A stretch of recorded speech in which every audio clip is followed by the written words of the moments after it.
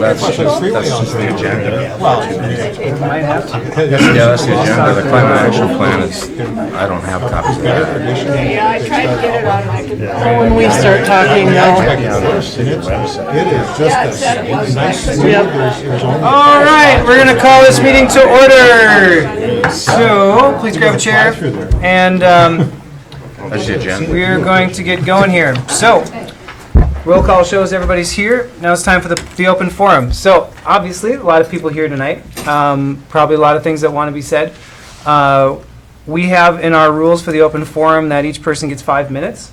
We would appreciate it a great deal if people would respect that number, and also if you hear a lot of the feelings that you have being said already, to avoid rehashing a lot of the same things, then it would be great if you could just indicate your support, or support for whatever ideas people have already spoken. That would be great for that. And also would really appreciate it if people would present their communication to the council and not to other members of the audience as well, and to just stay respectful about the fact that we're all neighbors here and we all need to continue to live in the same small community. So with that said, open forum is open. So we ask that you come up to the microphone, and I hope those hands shot up so you can come on up and to say who you are, and then go forward from there.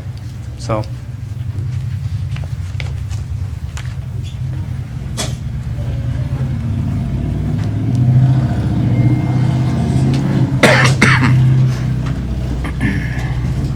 Down. Yep, I think that's probably all right. My name is Bill Lenz. I live here in Grand Marais, and my first remark is to our mayor.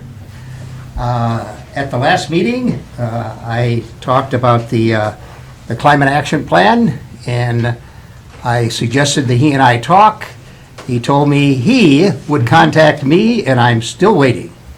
I regret that. I'm sorry, Bill. Okay, now, the second thing that I have, and it should concern everybody in this city, there's a piece of property about 200 yards from me where a house is going to be built. I know that that does not comply to the specifications where I live.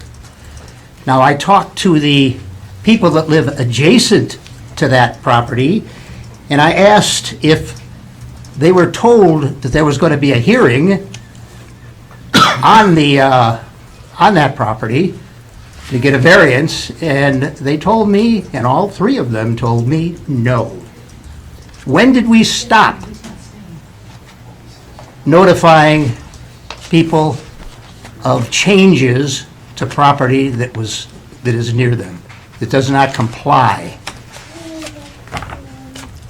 I know in the past, there's been 3 occasions where that same piece of property, I got notification through the mail, but that has happened to no one this time. And I'm wondering if that's happening through the whole city now. I'm unaware of. We send notice out for all various requests. I talked to the 3 people that lived adjacent to that, and they told me they got no notice. Well, the variance on that happened pre-purchase of the property. And so that actually happened probably 2+ years ago. There has been no change in ownership in the past 12 years there. Yeah, there has been in the past. Only across the street. I guess I don't know what piece of property you're talking That might about. help. It's on 8th Avenue. Yeah. Could you be more There's specific? a lot of pieces of property on 8th The Avenue. property that the city has. Well, there's a man that should have had notification Well, the right property there. that we gave access to them to use the city street alley that's there, that's the property he's talking about. So And he's that- wondering if there was, That went through the planning commission, and then the city council I don't know, a couple years ago, before the owners took ownership, because it's a substandard lot, so that before it wanted to be, I understand the condition. I'm saying that the people that live there said that they never got any notification from the city. Well, Bill, we can check on that. The policy of the city hasn't changed as far as giving notice for variance requests and other such activities like that. If what Anton's saying is right, then, you know, that hearing happened or was advertised a couple of years ago. And so then that's something that is, you know, people's I'm memories. saying I was told that it was a surprise when they started clearing that land. to the homeowners. I understand that's what what you're saying, Bill. And what we're saying is that we have to check to see whether or not there's record of this going out a couple of years ago, because a lot of people have really long memories for some things, but not all things. And I've been scanning through minutes from 2016 forward for some things. That does ring a bell with me, that this did come across. I was not on the council then, Bill, but it does ring a bell because I went, oh, they did this back then, but it's just happening now. So it is in the minutes, but I can't tell you, it's either 2016 or 2017 that it happened. Because I've been through them in the last day or two. now, whether or not the policies that we have and the way that we do things now are the best way to do it, now that's a conversation to be had. I know what the So- policy was. I do not know whether it has changed. The policy hasn't changed, the requirements haven't changed. I mean, the variance was granted for that parcel. But I don't think anybody can tell you at this meeting whether notifications were sent out without going back and looking at the file. Can I ask Craig? There's one person that can tell. I don't know. You don't If know? it was done in 2016, This I guy. don't remember. Yeah, I know, but Okay. I we don't have the file honestly, in front of I us. don't. But the unless- neighbor above them. But we just do it as a matter of course. I would assume that. Yeah. But Well, and if they were given the variance 2 years ago, they don't have to send out notification now that they're cutting trees and changing the lot, correct? Right, it's a Right. continuation. I mean, all they have to do is come in and get their permit, or they don't even have to have a permit to cut the trees. I mean, if they, Yeah. Okay. So, That's all I have to say. I am Okay. glad that the policy hasn't changed. I am not sure that the policy was followed through this time. Well, I thank you for your time, and you have a good day. thanks, Bill. Thank you. All right, start in front and go to the back. Or do you want to go because he's done? Then I don't have to go home with him. good answer. Like a true wife. Good answer. Sorry for that comment. My comment is that his first issue was that he's against the climate. action plan. Thank you. Anyway, and we are against it. We don't feel it's in our community that we should be the start of it. That our people are not, our workers are not making enough money to do this, all that you want, even in 10 years. I just don't see that the economy in our town can support that. We work for the food shelf. We have people that chronically come to the food shelf. And so I know that they can't make enough money, and I just don't see how you can do that to them. Thank you. Thank you, Thank Glenn. you. Thanks, Glenn. My name is Gwen Lenz. Yeah, we got it. All right, next, come on up.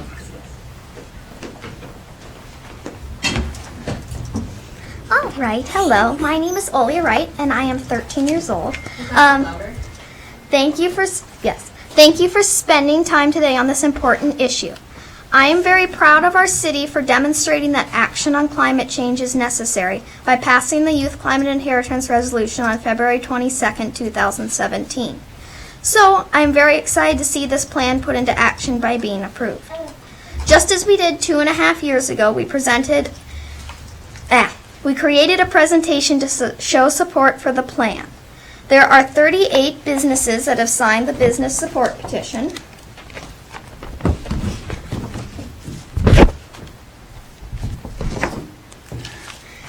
and 107 individuals. Also, we know that there are lots of other people that support the climate action plan but just haven't signed the petition. Thank you. Thanks. Thank you. All right, Temp?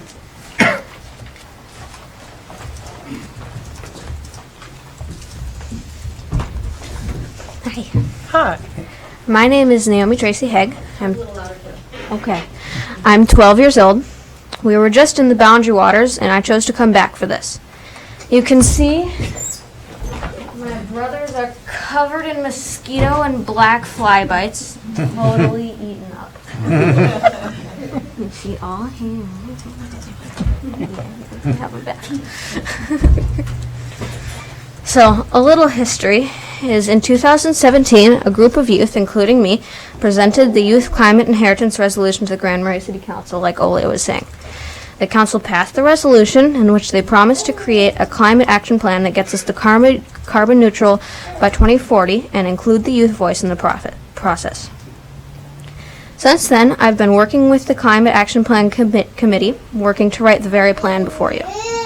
Meanwhile, we organized 2 community trash pickups, planted trees on Artist Point, went to Rochester to recruit more kids, and organized a solar day camp in which we made toy solar cars, made solar ovens, and made hot cocoa with a solar water heater. We also met with the president and CEO of SIMPA, where Grand Marais gets their electricity from. So back to the plan. We sought input from professionals, we sought input from cities who are doing this successfully, and we sought input from the public through a survey, and the results were almost entirely supportive. This community is asking you to pass the climate action plan. My generation, me, my little brothers, is asking you to pass the climate action plan and save the place of ferocious bugs along with the rest of the world. Thank you. Thank you. All right, anyone else? Yep, come on up.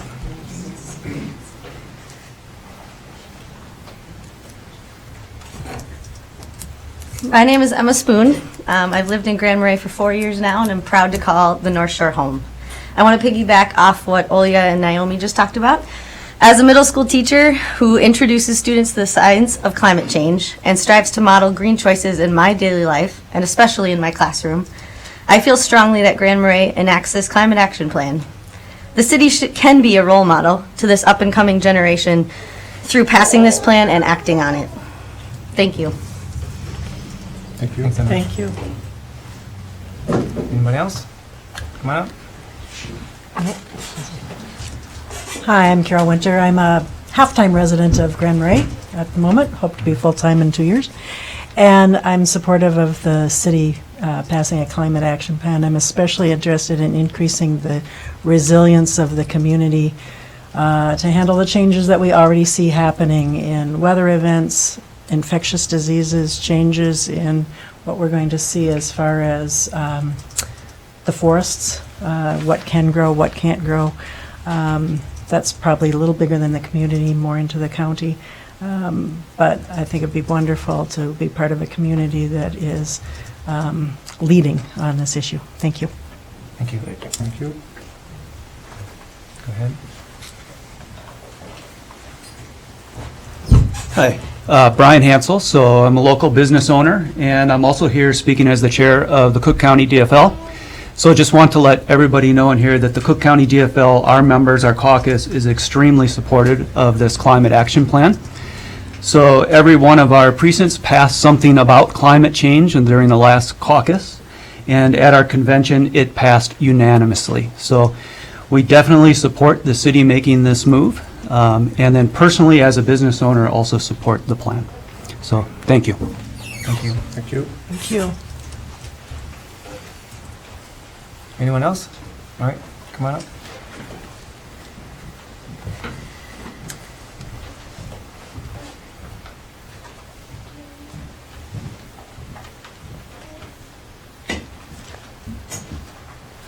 Hello, my name's Greg Galen, world's most amazing truck driver, and I'm also with the Cook County DFL.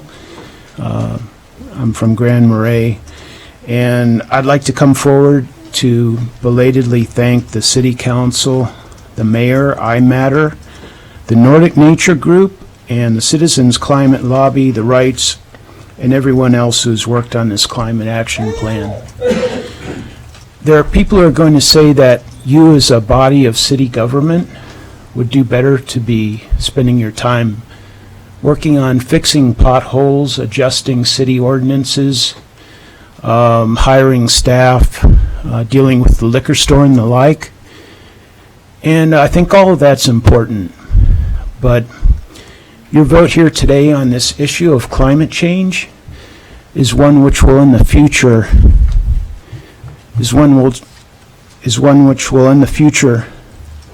make most of your other efforts here in city government seem incidental and retrospective. 20, 30, 50 years hence, a lot of what's said and done in this room will either be old news or forgotten, but your children and your grandchildren are going to be dealing with the upshot of however we've decided to deal with this looming issue. So please, for the sake of our national security, our country, our world, and people everywhere, and for Grand Marais, please vote for this climate action plan. Thank you. Thanks, Greg. Thank you. All right, anyone else?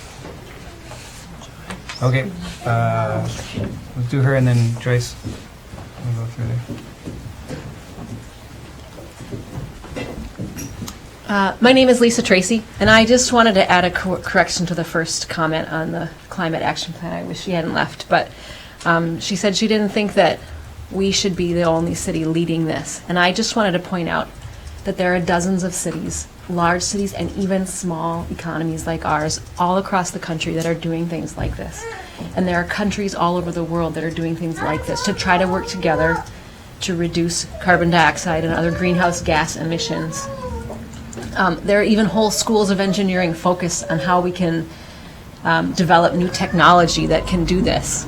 So I just want to point out that this is a big movement everywhere. This is something that people are seeing on both sides of the aisles. Kids are growing up DFL, Republican, even the kid, Naomi and Olia's generation, no matter what side they're on, is seeing this as an important issue. And I also wanted to add that a lot of the small communities that are doing this see this as a benefit to the economy. So when you say our poor people can't do this, I believe about the poverty we see here in this town, but I don't think that this is a detriment to the people. I think it's a benefit to the economy in the future. Thanks. Okay. Thank you. Joyce?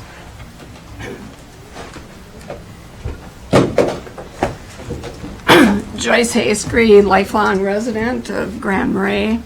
I usually show up here when it's the levies are being decided. We'd love to see you come back. Yeah. Oh, don't worry, I will be here. I'm here to actually caution you against overspending. We've got a lot of projects going on in this town. And you need to realize, and I hope that you do, that the city taxpayers can only afford so much money. I know of families that are leaving here. Another 2 couples and a family are actually leaving here. They cannot afford to live here. I talked to a lady today that's selling her house in town because she's moving out because she cannot afford this. You need to be representing, I know you're representing the businesses, and that's great, but you also need to represent the taxpayers. We are getting nothing, no resources to help us with these increasing costs that are going on. And by what I've heard, the county is likely to be raising their levies again too. And I guess that's my main thing, and I'd really like to know how much this climate change is going to cost us, because we've got a lot of things going on.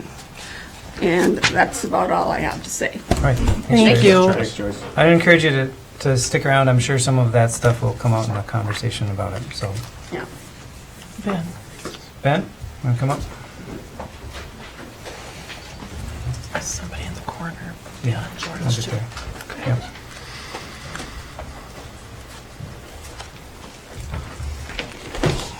Hey there. Ben Peters, Grand Marais. it's obvious that a tremendous amount of time and energy was spent developing the climate action plan, and my contention has very little to do with the content or goals of the plan. Although I think, in my opinion, the goals are overreaching and somewhat unattainable. But even at 0% carbon emissions in Grand Marais, the impact to the larger reality of climate change would not be measurable. It would, however, make a group of people feel really good at the expense of everyone. It shouldn't be the position of the City Council, in my opinion, to prioritize this plan over the many of the real concerns that you face. In fact, you met earlier this year to set your priorities for the year, and I'm not sure the Climate Action Plan made that list. But there were other things on the list that are not only realistic, but are achievable and desperately needed. We have an ongoing crisis in this city related to drugs. We have an antiquated agreement with the county regarding law enforcement and our support of it. We're unable to purchase enough benefit to keep this community safe.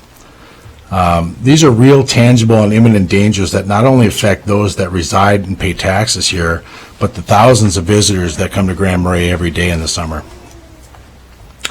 We complain about parking issues and other public nuisances that violate existing ordinances, yet these issues seem to die on the vine. And I think the reason they die, it's always explained as a lack of enforcement. In my estimation, there's two things that government really absolutely needs to provide, and that's properly maintained roads and law enforcement for public safety. As a taxpayer and a business owner and a voter here in Grand Marais, I do not give my consent to skip over public safety to further a highly political and radically expensive agenda, particularly one that doesn't solve a problem. The last thing I'll mention is that if this climate action plan is in fact passed, can we at least put a proper burial to the concept of affordable housing? Thank you. Thank you, Ben. Thank you. All right. Well, hello, my name's Elise Kylo, and I'm a resident here.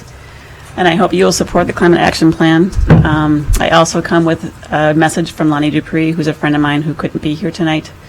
And he has a global perspective, which I will share with you. I've traveled over 30 years in the Arctic areas of Siberia, Lapland, Greenland, Alaska, and Canada. I've seen the destruction of Inuit villages due to melting of permafrost, rising seas, greater storms, and changing migration patterns of several of the species that rely on food.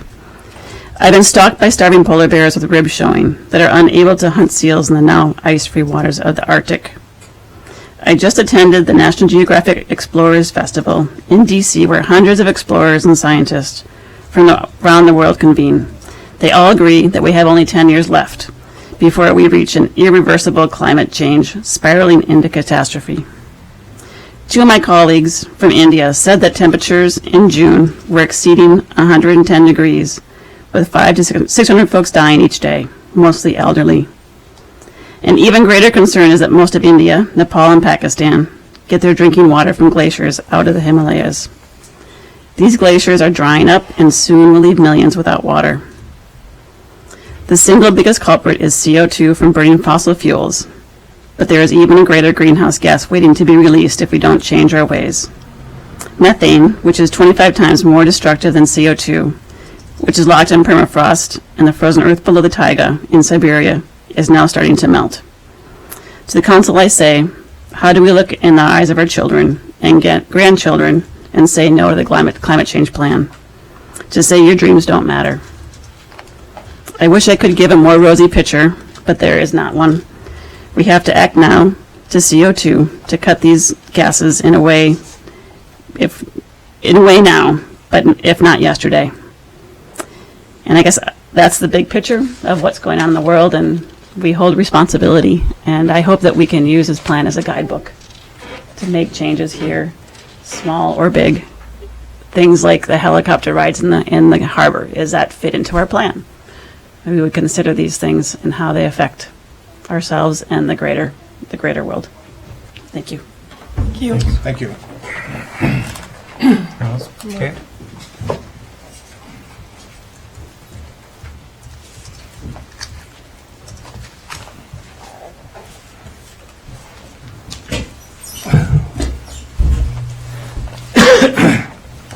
Lloyd Speck, lifelong resident of Cook County here.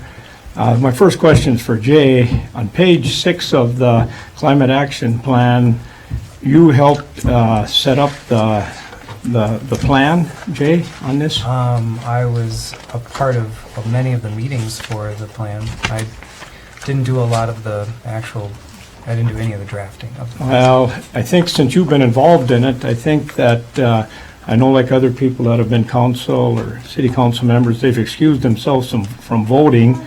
So myself personally, I think you should excuse yourself from voting on it, number one. Number two is all the solar panels the village has invested in now, have they proved to be financially profit? Does anybody here got any figures on that? A couple of things on that. We do monitor the production of those panels, and they. Excuse me, I don't want to have my 5 minutes run up. So maybe you could get me a written document of what's so far, how they've panned out, because I've had solar energy for 17 years. But this is with a battery bank, and it's been my worst investment I ever invested in my life. Totally. Bottom line, I've had it for 17 years. I would, maybe they got some different stuff out there nowadays from when I invested in it, but it's been a terrible investment for me. My next question is, has anybody on this council figured out the long-term effect of this action plan that's going to be to the citizens of Grand Marais? Because what we all got to remember is that the people that live in Grand Marais are paying 95% plus extra besides you got to add on another 95% for county tax. And 95% of what? Well, if you live outside the city of Grand Marais, you're getting by for 95% less. Like if your taxes were $2,000 in the city, they'd be probably $3,900. And it's getting where I talk to a lot of people, that's why they want to try to move out of the city to get away from the high taxes. And we're quite well aware of what the county board has done here in the past 4 years, where our levy has went up 48%. I don't think they have any intentions of trying to get a levy down. Everything just keeps going up because nobody votes no on anything. But I guess the part is, I'd hate to see this council make a vote on this and not know exact numbers like the county board did for the levy of 2018 when they had to readjust the budget for another $380,000 to come up with money to pay for all the salaries, and they voted yes on that contract, didn't even know what it was, and the county is going to be hit for approximately $700,000 extra every year accounted it. So I guess the point I'm trying to make, if you do vote on something, make sure you know the money figures behind it, because I think the taxpayers in Cook County are generally as a whole have suffered enough and stuff. But I guess if you could get me do you have any figures right now on this climate action plan of what it's going to cost taxpayers? There were some estimates for certain parts of the project, but part of the way that the climate action plan was created was to identify concepts that could be done, and a lot of those concepts are things that, if we made an estimate of expense for 2019, when we actually would be able to take on some of those projects, which would be many years down the road, that would be a meaningless number. I mean, it would give you a concept of what that would look like today, but not when those things would be actually implemented. So it's I'm not sure. I mean, Shane, did we have some numbers in the plan itself, or was it mainly just identifying the concepts and the strategies? It was concepts. We kept the numbers out of it because, like you're saying, we weren't sure when these tactics would be put in place, and so it's kind of here are all the tactics, and we can pick and choose which ones are appropriate at the time that the council wants to do the tactics. Okay. Well, I guess the point I'm trying to make is don't rush into anything and vote on anything unless you got some accurate numbers going forth, because I do believe that the taxpayers have suffered enough, and the thing is, they're going to keep suffering more and more in the cities the way the county keeps raising their levies so high, you know, been highest in the state many, many years. And when I say 48%, I got the figures and can prove it. Thank you. Okay. Thank you, Lloyd. Anyone else? Field Okay, goals. yep, come on up.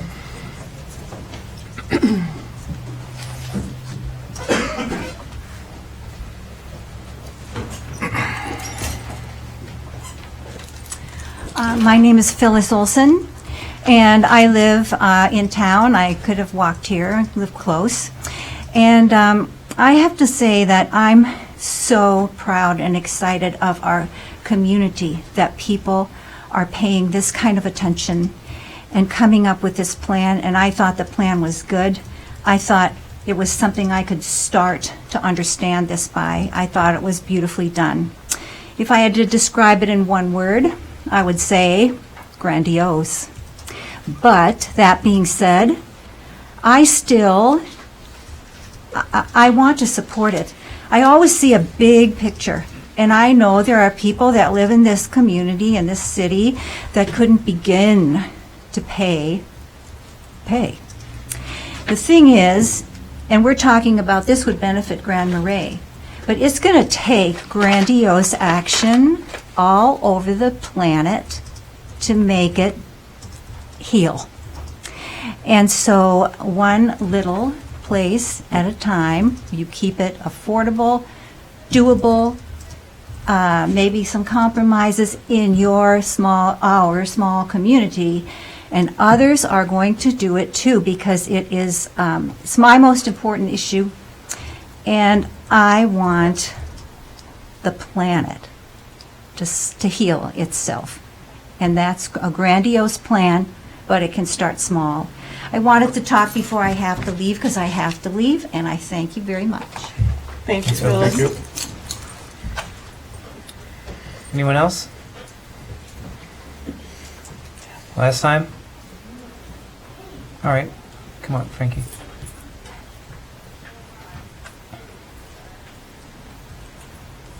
I'll just take Francis Jarko. I just take a minute, but it's so obvious that climate change is going on. We're having all these horrible storms and rains, and it's just real scary. And everybody's got to start doing what's right to stop this from happening. So I just want to encourage you all to vote for the change. Thank you. Thank you. Anyone else? Okay. You coming up? Okay. Yeah.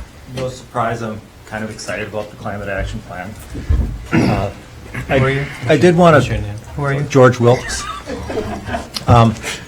People have talked a lot about the cost of the climate action plan. I hope that you also view it as an opportunity for the future of this community, because the cost of doing nothing is going to be there, and also that climate change is happening.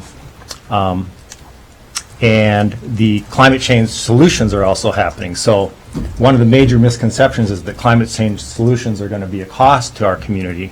And but the reality is that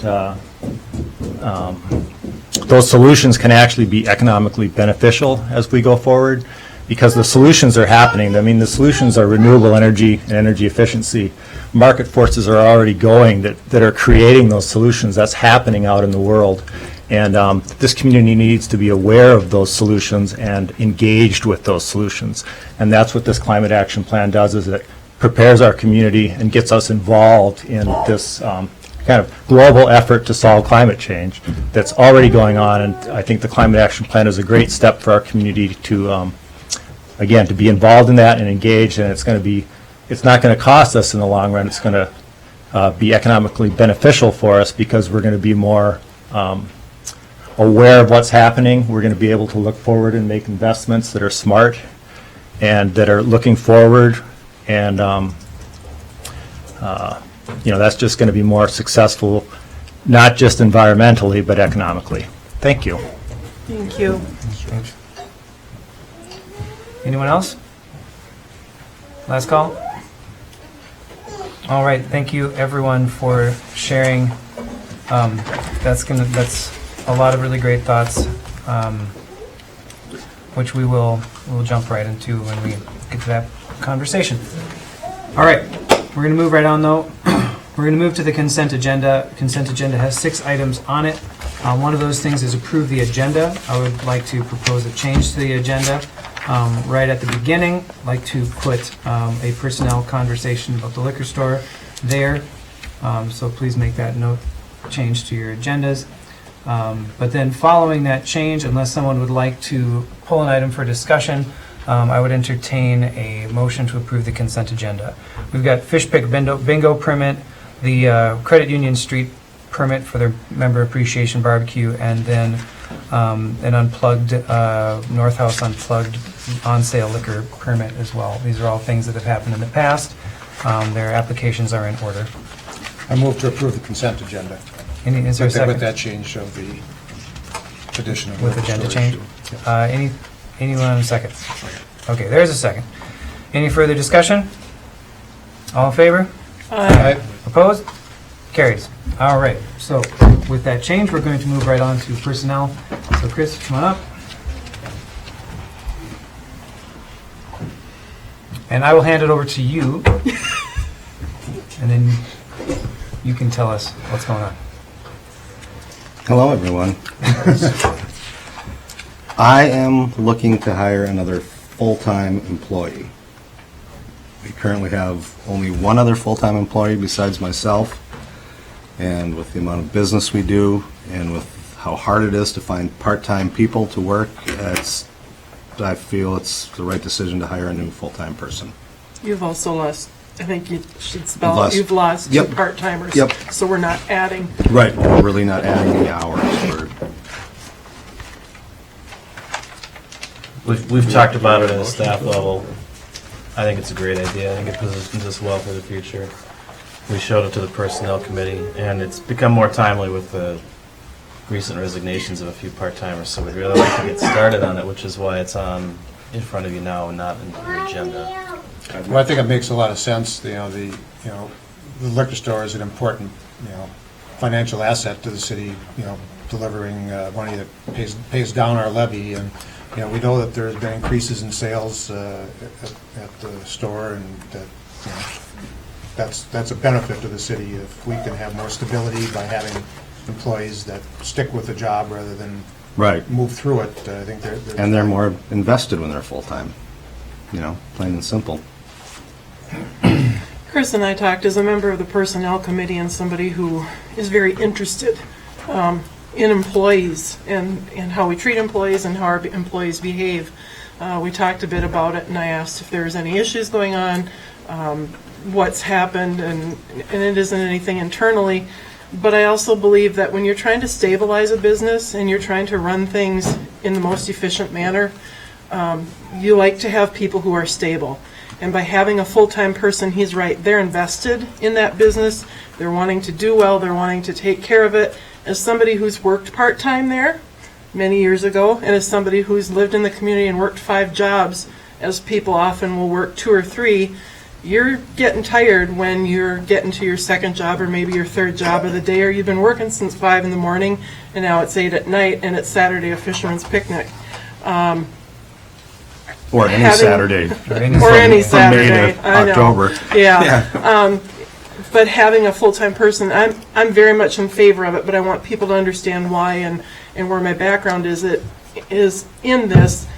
Because I believe that it also gives somebody an opportunity to really stay in our community, to solidify their roots.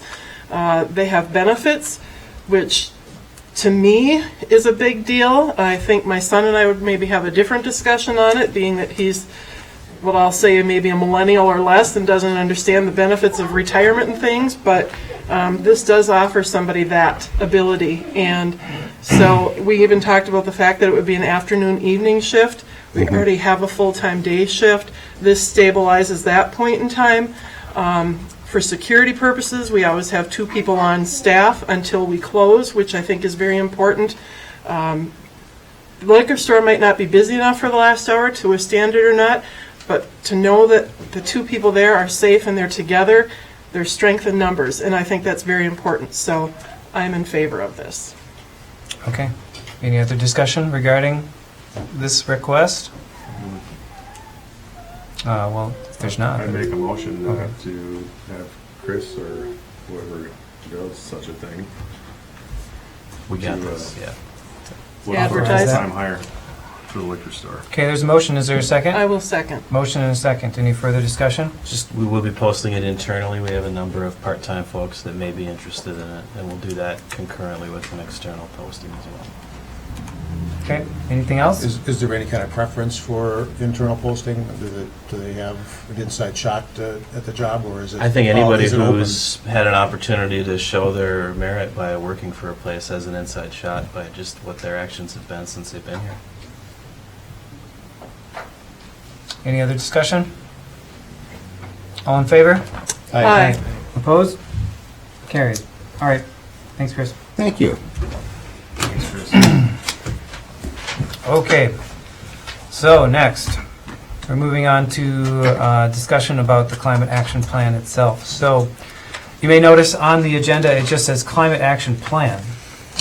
This does not say like this is a vote for or against the climate action plan. This is an opportunity to discuss the climate action plan, to answer some questions, and if we find ourselves in such a position to pursue action on it.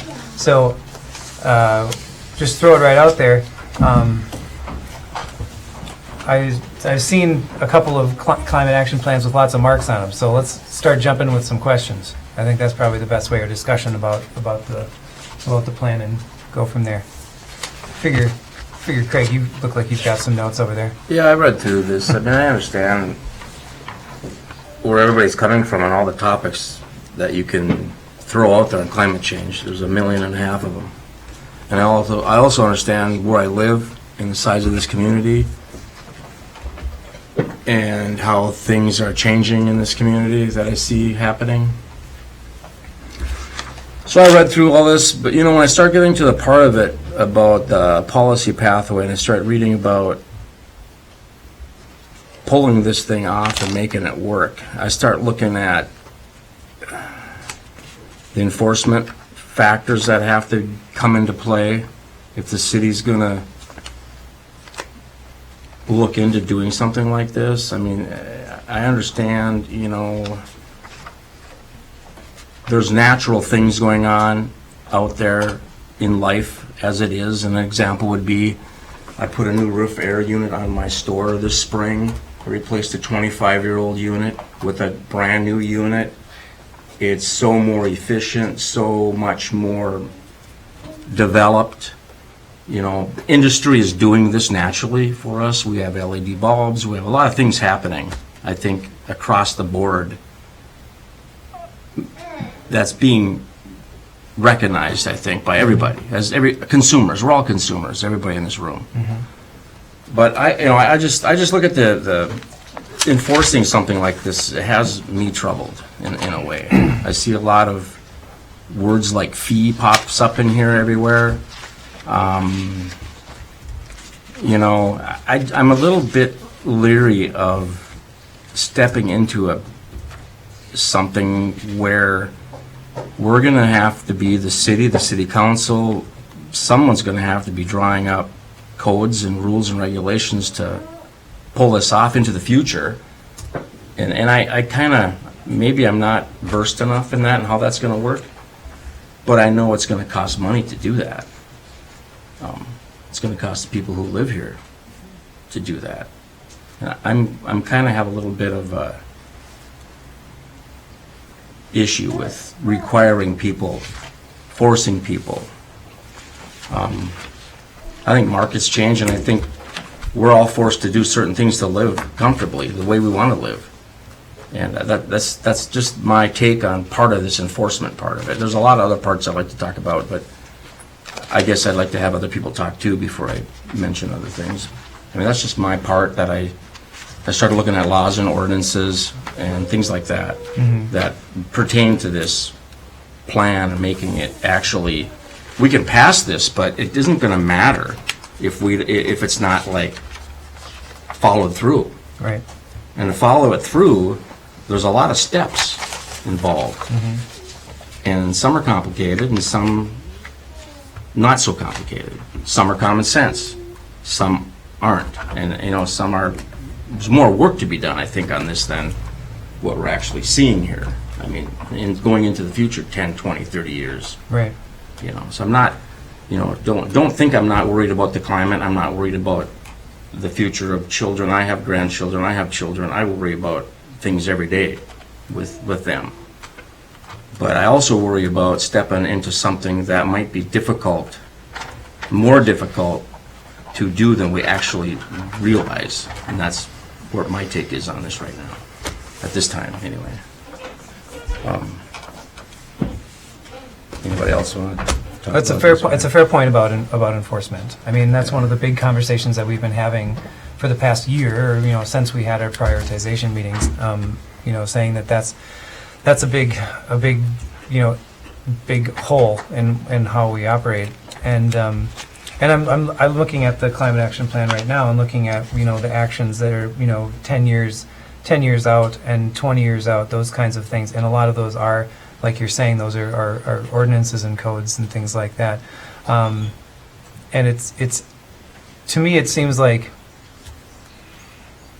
the immediate action items that we have that have been identified here are items of education and giving people opportunities to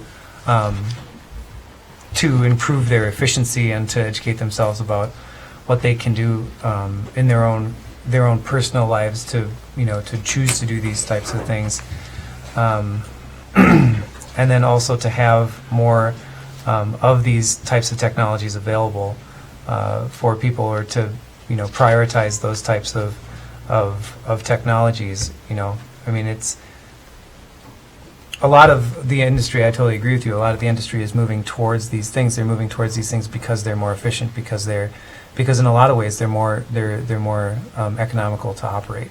And people, the consumer's demanding it.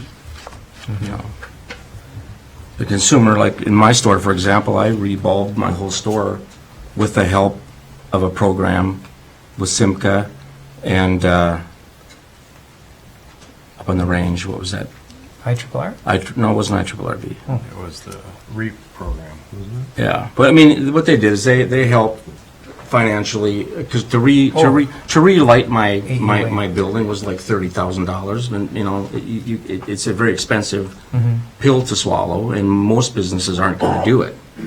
You know, but with the help of them, I did. I mean, I have all new LED lights that shine down instead of out on my canopy to keep it, you know, where the light needs to be. And the exterior of my store, the inside of my store, everything's LED in there right now. So I mean, and I did it. I didn't need a climate action plan to tell me to do it. What I needed is my utility bill every month told me to do it. You see, I mean, if you can take a 600 watt bulb and turn it into an 18 watt LED, that's just common sense to do. Now you hope that utility rates stay on a level plane, so there's some reason for doing that. But if rates go up, then of course, you know, you're doing it because you are saving energy, but you're not really saving money. You know, hopefully you do in the short term. But I think I did it because it's a common sense thing to do, and I think a lot of people in business that are big producers or big users are looking for ways to make their operations less costly. You know, and maybe it's through bulbs or heating. You know, I heat that building on less than 500 gallons of propane because I put my compressors in the basement. It heats the basement. It heats the whole building. That was the things that you can do when you build. I mean, it's just, there's a lot of common sense things, I think, that go along with this plan. I just look at the enforcement part of it out into the future, requiring certain things that homeowners are going to have to do to reach some of these goals that are in here. And I think you know, the reality is you're going to have a hard time enforcing that, especially with, is it going to be law enforcement? Is it going to be penalties on your utility bills because you're using too much energy? I mean, you know, what tools or mechanism are you going to dream up to force some of these issues, force some of these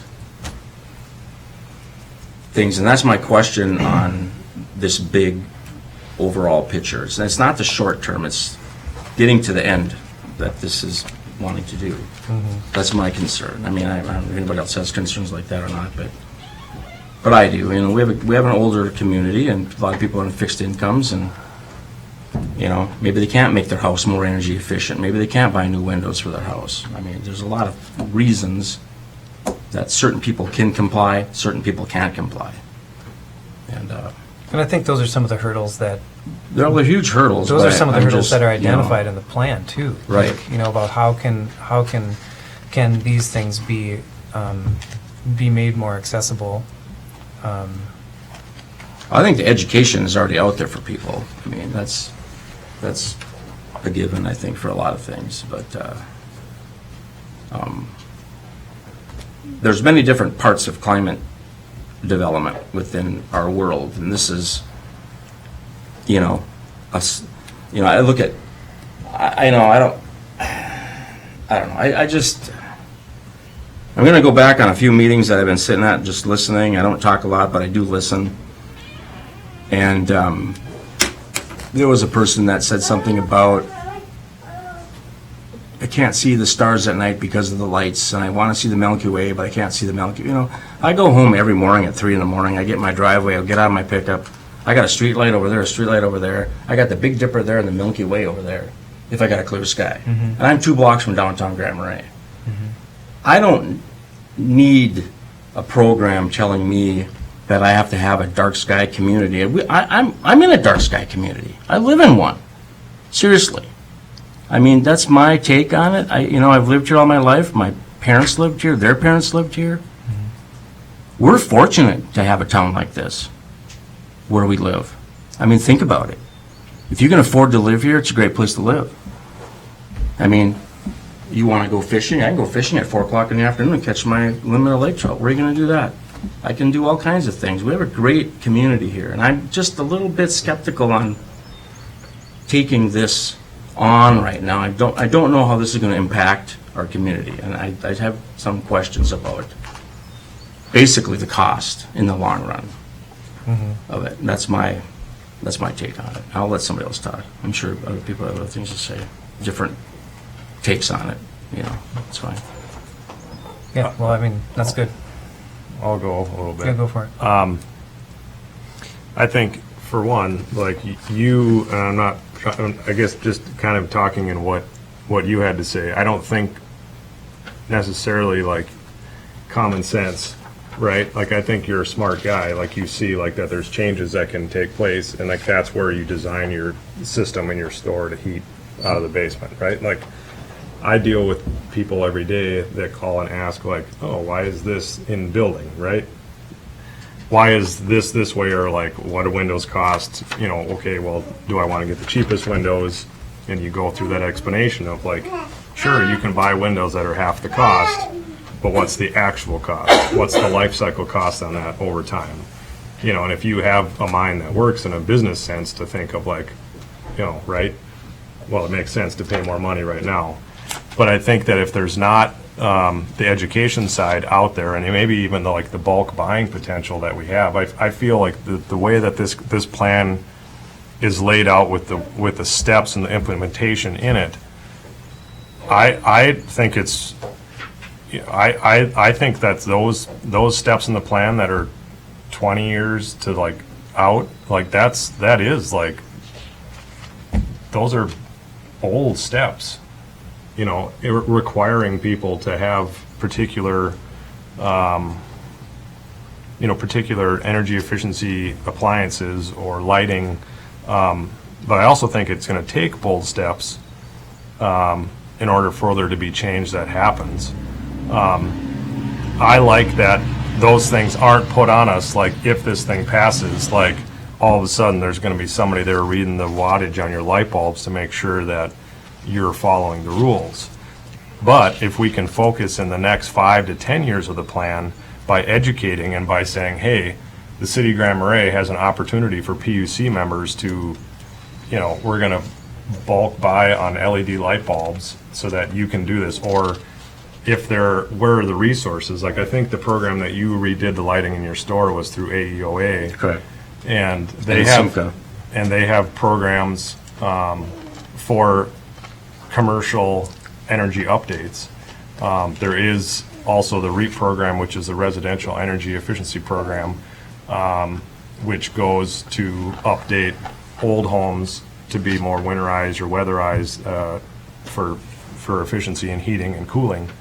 Not that we have a lot of places up here that need cooling, but again, that's something that can change. I've never in 12 years of building put an air conditioner in, but the last 3 houses I've put in, I've had air conditioners in them. Which, you know, that's different. So what, and they're all right by the lake, right? You know, it's so, there's been those days, right, where you have a couple days a year where it's like, oh man, it is really hot. But those now, it's like, now it might be, it's a week, you know, maybe it's going to be 2 weeks or a month. So I think that nobody can deny the fact that like the changes are happening. And I think that those changes do have an impact on already the decisions that we're making and how we spend our money and our resources. So I like the way that this is broke down to start with simple, not mandated. It's not mandated. There isn't, if you don't want to participate for the first 10, 20 years of this program, you don't have to do anything. The economy itself is going to make things more efficient, and like by just through the nature of I guess the economy, like things are going to improve. Energy efficiency of light bulbs, like if you went to Bucks 5 years ago to buy an LED light bulb compared to going there now to buy an LED It was light like bulb, $30 for a light bulb. it was like $30 for a light bulb compared to like $4 for a light bulb. So there already is changes, and I think, I guess I'm for it. I am for the plan, and I'm for doing even a small part in being able to make some sort of change. And I don't think Grand Marais should be that far off from having building inspection happen. I mean, I have worked on a lot of houses in Grand Marais, and like it's kind of too bad that somebody wasn't looking over somebody's shoulder, because ultimately the people that are getting hosed are the people that can afford it the least. You know, they're the ones that are getting, like, somebody goes in and does just a crap job. Yeah, it was cheaper than everybody else, but they're going to pay for it for the next 15 years in their heat bills because it's just terrible. You know, so I think that, like... Well, you're talking about building inspecting. I'm not, this is something different. Well, but that's... We don't have but the county doesn't have a building inspector. That's a problem, but that's not what I'm talking about. I'm talking about a climate action plan. But that comes to it, because part of building inspection, part of that is that it's talking about... No, you don't need a climate action plan to devise a building code. Duluth has a building code. I had a house in Duluth. Well, we have a building code too, we just don't have any enforcement. That's what I'm saying. Neither does Cook We County. don't have enforcement. Right. But just because that doesn't happen right now, that doesn't mean that tomorrow we're gonna like put an RFP out for like creating a building code with energy to be able to, with energy codes that people need to build to. But I don't think that it's a bad thing for us to look to build a better community. I don't think it's a bad thing to have that. What if that's in the 15 or 20 year phase of this project? I mean, the fact that we could potentially get into like 2040 and still be working as if it's like 1965 and not have anybody looking over the shoulder of the people that are doing things up here, I think it's crazy. I don't know. Yeah, I guess. Well, I'm not. And I'm not trying to shoot anything you said. No, I understand. But what's what's stopping? If this passes, I heard somebody make a comment. Shane? Craig Schulte, good to meet you. Anyway, we can pick and choose. We'll just pick and choose. You know, if this passes, nobody has to pick and choose anything. I mean, you could get a city council, or you could get different people in here that says, hey, we're going to follow this. Nut and bolt, step by step. There's no picking and choosing. You know, where it says heating appliance efficiency codes, we're enforcing those next week. We're gonna drop a plan. But if you look at the plan in the executive summary, that portion of that isn't next week. I'm just saying that you can pick and choose through this if you want to, but a certain administration that sits here doesn't have to. You know, I understand what you're talking about, moving into this, the first step, education and laying out these things are very important. Where it's happening right now, and I think it's great. But you start looking further into the plan and start reading about enforcing, and I even saw something in here about a biomass facility. It's like, we tried that already, that cost us $1 million. It didn't go anywhere. I mean, I'm afraid of things like that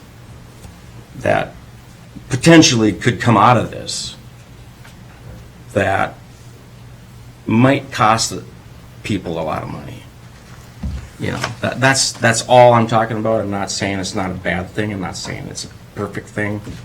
I agree with that. There's some things in here that are somewhat financially scary, I think. I think the biggest thing that's financially scary is inaction. Well, because I think that if you do not, there is absolutely going to be a cost for inaction, and you can push it down the road, and you can push it down the road, but somebody's going to pay for it, and it isn't just a matter of whether people have to start putting air conditioners in the houses that they have in Grand Marais. That's like having to put LED light bulbs. Like, that's going to be a pittance compared to like what the actual true costs of what is happening are going to be if there is inaction. I guess that's for all of you. Well, we're a town of 1,200 people, and if we put it into action and the rest of the world doesn't put it into action, but I mean, there's a huge. I'm not going to solve the world's problems sitting here. Nobody is. So I'm thinking about Grand Marais. I'm thinking about what's best for our community. Looking, that's just how I feel about it. I mean, we all have our opinions, and that's great. I respect everybody's opinion. Yeah, me too. So I will jump in because I've had some of the same thoughts. I've written some things down that I want to share. I don't know that I want to have a debate on anything because I think every one of us in this room has a right to feel the way we feel. And I want to applaud everybody on their efforts that is passionate about this. I think everybody should have something that they're passionate about. And usually when you are, that's where your efforts go to.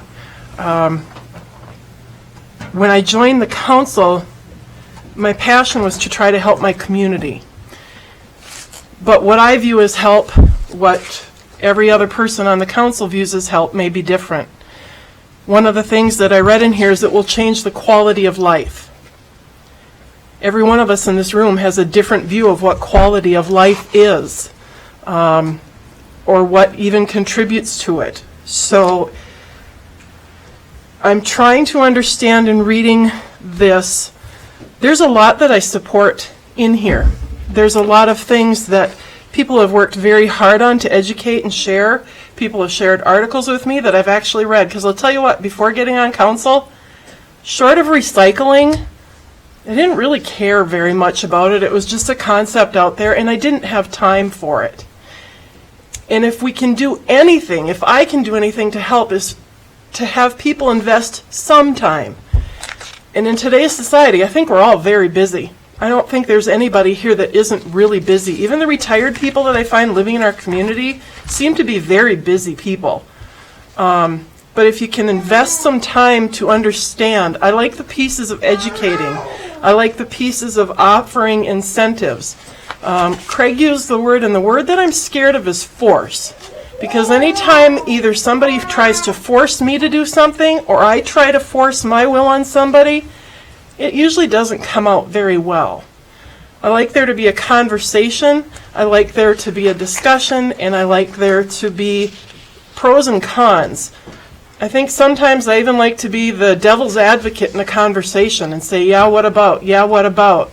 Because I learned in leadership training, all those hats at the table are very important. Even the naysayers are very important people. Yeah, it's hard to listen to them all the time, but sometimes they bring up really good points that you don't think about. just like somebody who's organized, somebody who's always Susie Sunshine. Everybody brings something to the table, and I find that the best product comes out of the diversity. Where I struggle with this is that, and Craig talked about it, and Craig and I haven't discussed it at all, is the enforcement piece. Some of the things that I really wanted to kind of accomplish when I came to council was to make our community stronger by feeling like we have neighborhoods again. I'm lucky to kind of live in a neighborhood where I still know some of my neighbors, not all of them. It's very much changed. I grew up here. It doesn't make me smarter than anybody else. It doesn't make me smarter than somebody that moved in 6 months ago. What it means is I have a bit of history that I can share with someone and tell them why I feel the way I feel. Somebody moving in can share with me their history about where they've lived, what they've done, and we can have a conversation and learn from one another. When I look at how we might enforce these things or how we put codes in place, and maybe we have a building person, maybe we don't. But the things that I had on here that I kind of feel as a council we're not accomplishing, so now we're going to add one more thing. There are zoning questions happening and not enforced. There are ordinances that have been on the books since 1977 that we have said we want to work on, but they aren't being enforced. We have enforcement issues all over. We had a motion, and this is very dear to my heart, in December of 2016 that required annual performance reviews for every one of our employees. It was unanimously approved. 3 of you sat on that. It's not being done. We had a discussion about the North House Folk School lease, September 27th, 2017, working on an update of lease. I haven't heard anything. I joined council February of 2018, and there wasn't anything in the minutes in between. We have a liquor store in City Hall that's in desperate need of being redone and updated. There was a work session in 2016. Again, we did it in 2018, and we're still not moving very far ahead. It was brought up tonight by someone, there are drugs in our community. It is a serious problem in our county. And I personally know of 2 homes within the city that are dealing. That is a concern to me for our children, because it's not happening just at an adult level. It's happening at a school level. And one of them really isn't very far from my home. I had my vehicle vandalized in May. I was one of those that had it happen to them. And when I woke up and my husband pointed it out, I cried. Because the efforts of what I do every day, somebody decided meant nothing to them. And I didn't know if it was because I made somebody mad on council, if it's because I was parked in the wrong place, if my husband did something in the job that he's at that they didn't like. We didn't know. Chances are it's at random and they don't even know what they did. But that's a scary thing to have happen. It really is. We have agreements that need to be discussed with the county regarding law enforcement, highway department, which talks about our roads, the maintenance of them, the plowing issues, and a parking ordinance. These are things that are really important to everyone who lives here as well. So I'm not against a climate action plan. I also see that we have some things that are sitting on the table that have been here for a really long time that all of our citizens deserve. And number 1 is safety and security.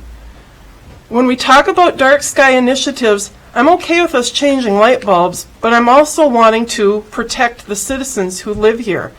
It's not the same town it was 25 years ago, and it's not going to be, and I'm okay with that. But I think I have to respect the people that have been here and the history that they feel, and I also have to work with the people coming into our community, because you love our community for some reason to want to move yourselves here and contribute to it. And that's a great thing. I don't know that I can push forward and force people to do something in 10 years and 5. I know that right now I buy energy efficient appliances if I have to convert. But I'll tell you what, I don't buy a refrigerator because I'm only going to get $50 back. But for some people, that's a really big deal.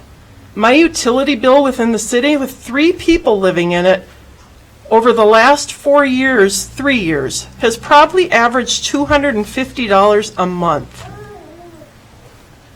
It's going to keep climbing, and if I turn my house all over to electric heat, because we currently burn wood and fuel oil, which we want to change, but this isn't the year that's going to happen, I don't know that I can sustain a $400 or $500 utility bill and stay here. I know that we've made improvements on our home and changes because my house was built around 1930. There isn't a square corner in it.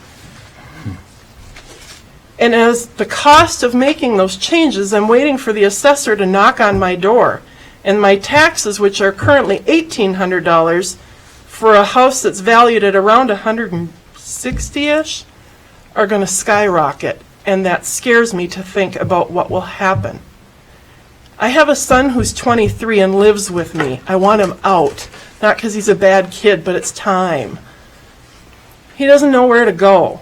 And he can't buy a home in the next few weeks that he could afford to manage. But he wants to be here because he loves to fish, he loves to hunt, he loves to snowmobile, he loves the people in the community. This kid will talk to anyone on the street, whether you're 6 months old or 88. He goes and helps my father with Parkinson's all the time, do whatever Grandpa needs, because it's the right thing to do.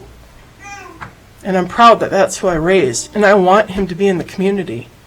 And to you young ladies who sat here tonight and talked to us, I am really impressed by you. Because at 10 or 12 years old, I couldn't have done what you did tonight. And you are the leaders of our community. And I hope that you're going to be here after you go away, go to college, see what the rest of the world has to offer, and come back, because this is a wonderful place to be. So as I try to make these decisions, I hope you understand I'm heartfelt in it. But I'm not convinced that I can say that I want to force people or make them do it. If there's a way we can help them, but I don't know that the city can buy a lot of things and give it away, because when we do those things, the money's got to come from somewhere. We talk about an engagement level and funding the position, if we have a position. The person that we have doing work right now is here on a grant and doing a fabulous job, is a great person. But I also think that could the money be spent to have a person in City Hall to help with the very issues that I talked about full-time, to make sure we are safe and secure. So that's where I'm at. I wanted to put it out there. It kind of jumps all over. But I needed to say those things so people understand. I've had phone calls, I've had emails and messages, and I'm glad you're talking to me. That's what I want to hear. But I also need you to understand that if we called a vote tonight and I said no, it's not that I don't want to do something. I just want to make sure that it's sustainable and it's something that we really can do and do the right way, because some of the things I listed we're not doing. And I think that the council's let you down. Thank you. Do you want to go or should I go? No, I'll go. I think that's a great lead-in to probably what I'll have to say. I mean, I appreciate the council's comments because, I think it points out the complexity of this issue. It's not a simple thing to take on a climate action plan and develop a strategy to deal with an issue that's a global issue that is so far beyond the scope of Grand Marais. But, and I'll say the but I think it's the responsible thing to do. I think it's time for us to take action on the things that make a difference in this community. And I appreciate everybody that's willing to step forward and make your comments known to the council, both for and against. And I really appreciate the comments of people that are cautioning, slowing down on this, the issue of cost. I mean, that's a relevant thing. I mean, I think that costs of global warming, costs of climate change are we're already bearing those costs. We're seeing those costs in everyday life, and it's only gonna continue to grow as the weather patterns change. I mean, we're not having to contend with rising sea levels here in Grand Marais, but I can tell you, we bear the burden of the effects of rising sea levels and all the other types of climate issues that are happening. Probably the most relevant to here are issues such as increased forest fire dangers and the challenges that go along with that. One of the things that we're already paying, is with the changes in the climate are the additional costs for insurance. We're all paying in our homeowners insurance a higher rate because they're paying for these damages that are done in communities from hurricanes, from wildfires. We're seeing much more catastrophic events that that cost is spread out to everybody. We're all paying those costs. So I think that in my mind, the science is irrefutable. Lack of action only means that we're going to pay those costs in some form or fashion without any plan, without any concern about how we go about dealing with that. I think we've spent the last couple of years looking at trying to develop a responsible way to address this issue at the local level. Some short-term goals, some longer-term goals, trying to ease into a consideration of how we might best, as a small community, have an impact. And I think we've been thoughtful about that. It's not going to be an easy thing because this whole issue is not an easy issue. It's so complex. I don't think you can get two people to agree on much of anything of it. But bottom line is, if we don't do something, something's going to happen, and we are going to pay the price. We are going to bear the burden of it. Our kids are going to bear it. Our grandkids, generations down the line. What I would say is that with the community that we've had, community involvement that we've had, there is a base of community support. People that have talked to me that have, stated that they think it's time, that this is a relevant thing and necessary to do. I'm really ready to make a motion tonight to adopt this plan. I don't know where the rest of the council is, and I'll leave it to Jay to kind of give his thoughts and ideas about it. Great, I should have done it for you. I really don't want to, think that it's a debate, because I don't think I'm trying to convince anybody on this council that they should change their mind. I think we all have to decide what it is that we think is important and valuable, and I think this is important and valuable. Okay. Well, jeepers. That puts me in a spot, huh? No. So, obviously, I've had a lot of involvement in this draft process. None of this, to speak to a concern that was shared, none of this will benefit me financially in any way, shape, or form, and thus the consideration of me recusing myself from a plan because I've worked on it. I don't think that's appropriate. I don't know if we've got any legal counsel on that as well, but Chris, you got any thoughts on that? You still paying attention? Of course he is. Always. Maybe you can't hear me. Chris, you there? I cannot hear you. Oh, so that's great. So I was asking for some counsel on the concern that was raised during public comment about my vote on this since I worked on the plan. Any legal reasons for recusal or anything like that? This is a city project, right? That's, yep. No, you're working on it as any other council member would work on other issues. Okay. Yeah, we all serve on different boards, represent different. So I wanted to just double check on that. Thanks, Chris.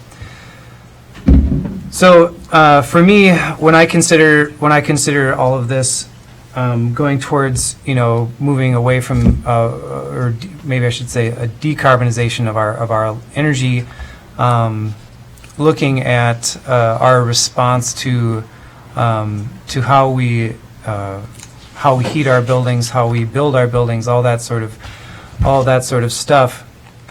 The big thing that pops up for me is resiliency, and that's really what keeps coming back to me time and time again. And also that a lot of this does make sense. You know, a lot of this makes a lot of sense when you look at, like what Craig was saying, like the market movements are moving in this direction because it makes sense. I've had solar on my house for the past 4 years. I have an electricity bill. I run a bed and breakfast out of my house, so my electricity consumption is ridiculous. My electricity per month is somewhere in the neighborhood of well, it has been somewhere in the neighborhood of like $300 a month. That's a lot of electricity. And when I got my solar panels, I did a lot of research on sizing the system, making sure that the system, there's two lines that go. One is the cost of your system, and one is the savings that you get from your solar. And there is a point where they intersect, and that's where I built my system at. And apart from some very, very dark and cloudy months, the amount of money that I pay for my loan on my solar system has been less than the amount that I'm saving from having the production of the panels. Now, my panels are grid tied, so that's a little bit different calculation for that. But I know that this stuff works. Like, I know that this works. I can, like, on my system, it works. I'm saving money. After 6 years, when I get my loan paid off, I'm going to have 20 years of free electricity. I mean, and if I can continue to do energy efficiency improvements on my home, then I'll be saving even more. And that's something that's obviously a priority for me. But I also have this nagging concern in the back of my head, knowing about our location, knowing about how fragile our electricity grid is, and knowing that the more we can produce here, the more we can become independent with our energy production and more efficient with our energy use, the more resilient we'll be if something does happen to our distribution center. If something does happen to the way that we produce electricity, is that, can we actually continue to operate here? Can we actually continue to have a community here? And things like this are things that make me feel like, yeah, this is like we better start thinking like this, because that is this is the stuff that's going to build in the safeguards, and it's going to get us moving in the right direction so that we can be resilient with our energy. Now, I don't want to come across as like a doomsday guy, like a doomsday prepper guy, but we do realize that things are going to be changing. We're already spending money on climate change. The stormwater work that we're doing, that's already work that we need to do because of the changes in the climate. There's a lot of other things we need to do. I mean, and Kelly pointed out a lot of those things that don't have anything to do with the climate action plan, and I agree too that we got a lot of work to do. Like, we really do have to do a lot of work, and I just don't think that the climate action plan is something that can be excluded from that work that we're doing. Now, does it have to be a top priority? I don't think it has to be a top priority right now. I think that there's a lot of groups in the community that are willing to help us with the work that is identified for the short term here until we get some of these bigger projects that we've identified nailed down and ready to roll. There's a lot of resources that we can tap into this that won't cost us anything, and that will really empower a lot of people in our community to get more involved with their own energy consumption and their own efficiency. The innovation that this plan allows for and that it calls for, I think, is a really strong thing. And I also think that as technology changes, as technologies for renewable energy and for more efficient stuff becomes more accessible, trickling down, that this is going to make way more sense. So those are my thoughts on it. I feel like it's I acknowledge also, Craig, that this is not perfect. I have the same concerns as well about ordinances and enforcement and such like that. But as Phyllis Olson said before, like this is a grandiose thing. But I mean, I think we're gonna have to make some big steps, whether we like to or not. And there's a good chance that we won't be the ones in 20 years that are going to be telling our people that they need to be thinking in a different way. And so I'm not really as focused on the 20 years out, which bothers me because I'd rather be thinking about this as a whole proposal.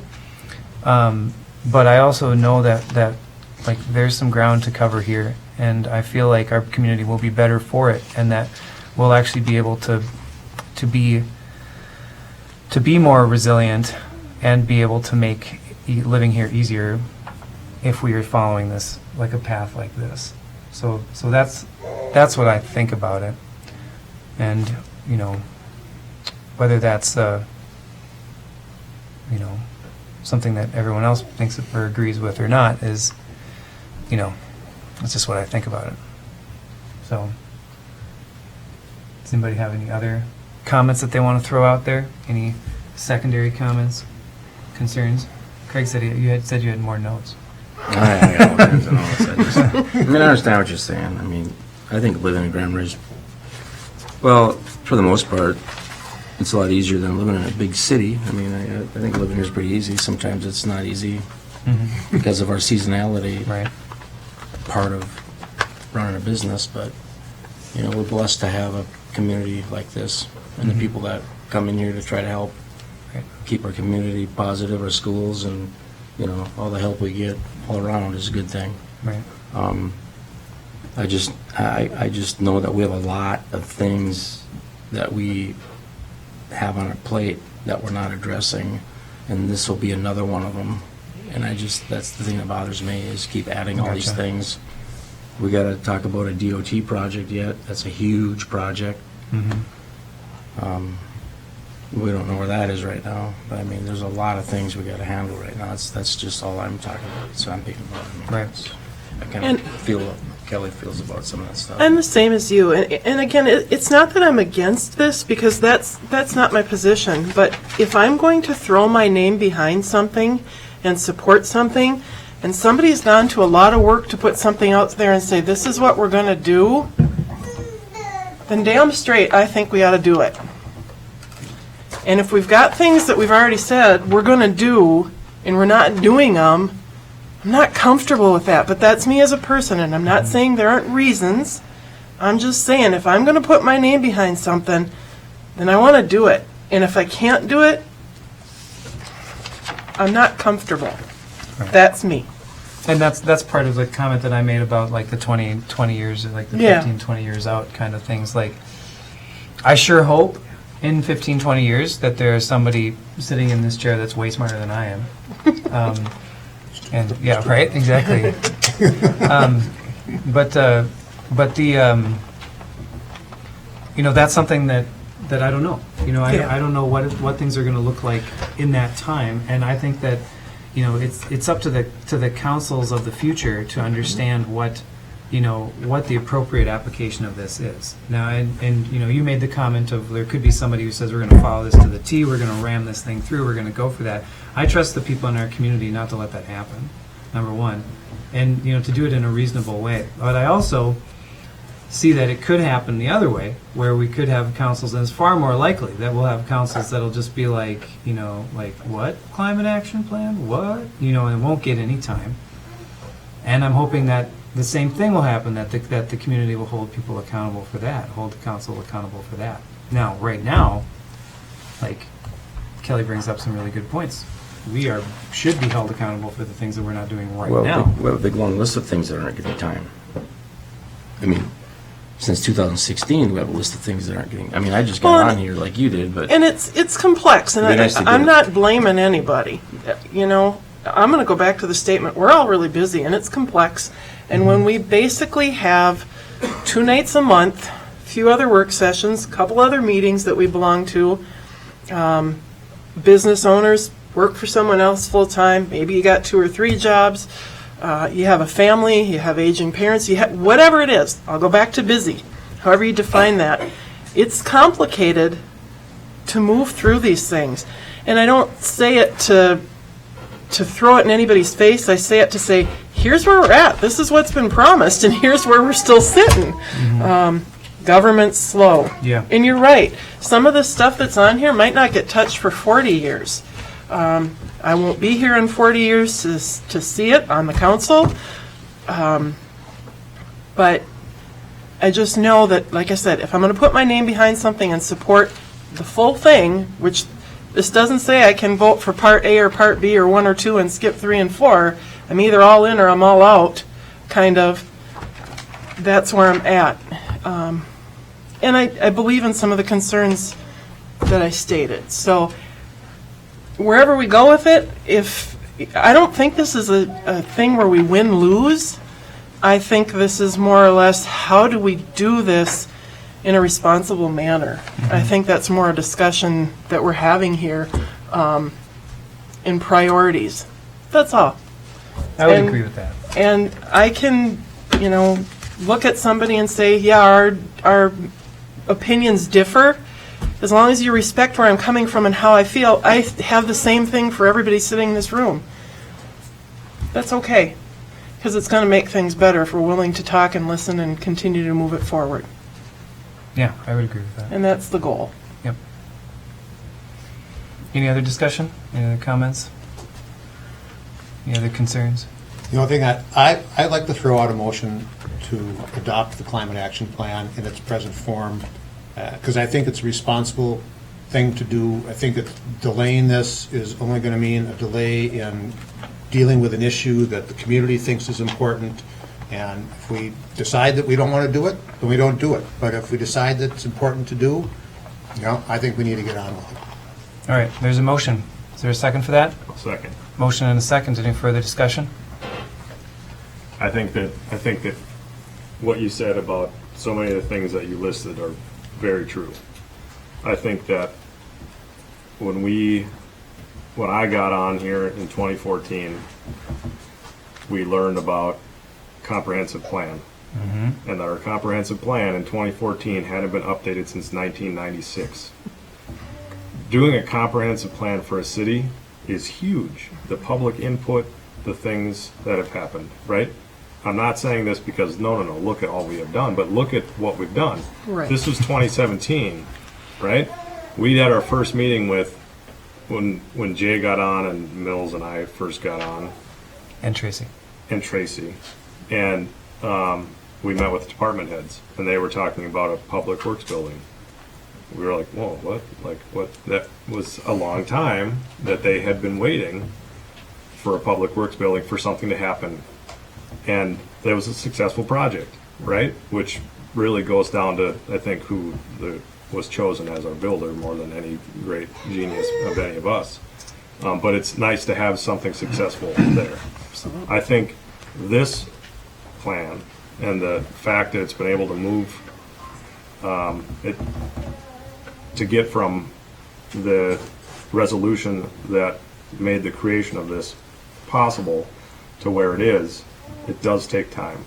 I also think that we did it. And I think that those issues that you bring up, absolutely 100%, it's hard to do 2 times a month, but I think that we know that those things are happening. And I think I really appreciate the fact that, we all have different opinions on things and different, we have different ways of looking at things. But I think all of us want what's best for the community and in the people that we talk to, the feedback that we get.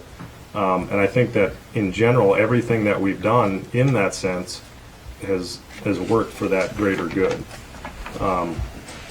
And so I just find that I feel like this is just kind of one more step in, not like, okay, we did it, now we can take it easy. I think like, great, let's do this, let's pass this, let's focus on these other things the water spots on the roof in this place, right? Even that, like, we can move through. We can, not that we like table this now that it's done, but like, let's get this going. Let's talk about what those next are. Let's get public feedback on like, what do they feel like the best steps are? What have other people heard about in the community for like opportunities that are out there? And then we can focus on some of these other city matters that we want to do and start this implementation process. It doesn't have to start tomorrow, but I think if we don't start something tonight, then it's not going to certainly even begin to even take up any space in our minds in the next immediate future. Any other comments? Discussion? Call to a vote. All in favor? Aye. Opposed? Nay. Nay. All right, vote carries. 3-2. Thank you. Absolutely. And again, I hope that, Yeah. yeah, Here's to ongoing work. absolutely, Ongoing work. Speaking of More which, on our plate. absolutely. More on our plate, yeah. Take 30 seconds. Yeah, we'll take just a little brief hiatus to kind of shake things out if people want to leave and Breathe. and whatnot, and then we'll be right back. I need to use the restroom. We're going to leave? No, people, not us. Oh, what's your name? People.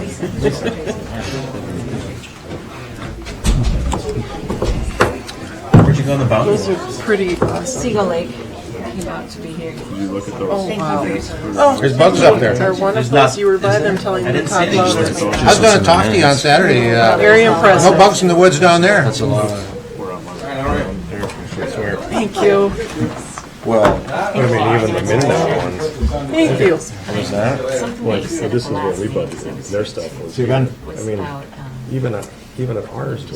I mean, but theirs were like, we basically gave them double, almost double. Are you taking a break too, Chris? Yeah. We want this for. I am. Good. I'm looking at George. Look at this. Yeah. 3 times. 3 times the amount. You know why I saw that first thing I thought of? What they're offering for my land is 66% too little. Really? And that's crazy. I mean, really? If that's how they figure? Think about it. Yeah. Did you have Vegan come in and appraise yours or at all, give you any information? Vegan was the appraiser on my property, but there were 3 He other. appraised for the state? Cleared out really quick. And he appraised for you. Yeah. All right. Appraised for the state. And again, Wait, it's not Anton, that I you gone? don't feel that it's important that I know about. But there are this 3 other is the- appraisers that did Wait, projects in this town I'm for the gonna state. need to defer Because I had talked It to wasn't a just bit. vegan. And I talked to And Alyssa I'm not about one to force. getting Vegan to do an appraisal for her That's not a because of her low appraisal. Yeah, but they did And, appraisals for you know, the if we're gonna state. work on this, I've got So, 4 that years would to work. be here, things are gonna cross my plate. They didn't do that appraisal. I don't Sticking think. around for the It's rest not of really, the rest of the good appraisal, stuff. not really. Forward. Yeah, that's not I don't really wanna the do issue. something. The biggest issue is Thank you. the easement for construction zone, the width of that. All right, Better now? let's roll. Let's roll. That's I the issue. drank way too much water. I knew that right away. Using all the property, 2 years, 3 years. I gotta find a spot. Okay, all right, let's keep cranking so we can get through this stuff. That's why I haven't signed my packet yet. I'm interested to talk to you about that afterwards, about these projects. But anyway. Okay, so the next thing we've got the Highway 61, we have a cost participation conversation. So the, as you all know, there are 3 numbers that are important to this conversation. One is the bid that well, there's actually just one number Just that's one. important to it. Yeah. But there's 3 numbers in the background to it. One is the estimate that MnDOT put forward at the beginning of the project, at the beginning of this process, the preliminary budget that we set, and then now that the bids have come back, which they're sealed bids or they're private bids, we can't actually see what the numbers are, which is, it's really hard for us to make a decision based on these things, because we'd like to see what exactly got bid out at what, but we can't really. So the post-bid estimates that we have are significantly more. So what MnDOT is looking for is they're looking for the willingness of the city to continue in this cost-sharing agreement with an estimate similar to what has been provided instead of what they initially estimated, which was pretty ridiculously low, if you might say. How, you can keep going if you have. No, that's all I was going to say. Yeah. I was just setting the stage. So- Now we're Can ready. we get MnDOT to do the work Yeah. Well, So, I thought so. for $774,000? Yeah. Isn't that how bids work? I thought. so I guess I'm more from your memo. Yeah. Just that last bit that it said, given that much of the increase in price is due to utility work and the necessity of completing the work when the highway is reconstructed. Yes. So the increase in price is due to, so there's extra utility work that we're expecting compared to when we set the preliminary budget? No, the price for the utility work is higher. So, yeah, if I worded that in a way that's... It wasn't additional, it It's wasn't not there like, more oh no, work. hey, we're gonna do this while we're in It just costs a there. lot more Yeah. than was originally anticipated. But- And most of the increase is really in the water and sewer utility reconstruction. So it's, is this just a matter of horribly created expectations more than, low in budget? Well, not exactly, because remember MnDOT's estimate was about 13.5 million, and their bids came in over 20.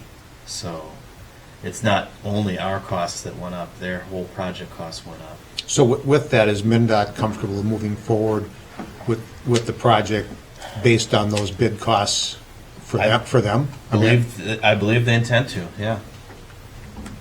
So my question is, if the post-bid estimate is 1.3 million higher than what we had for a preliminary budget, if it truly came in at that, if the final bill was that, do we have the funds available to cover that difference without going out to the taxpayers and increasing our taxes to them for this?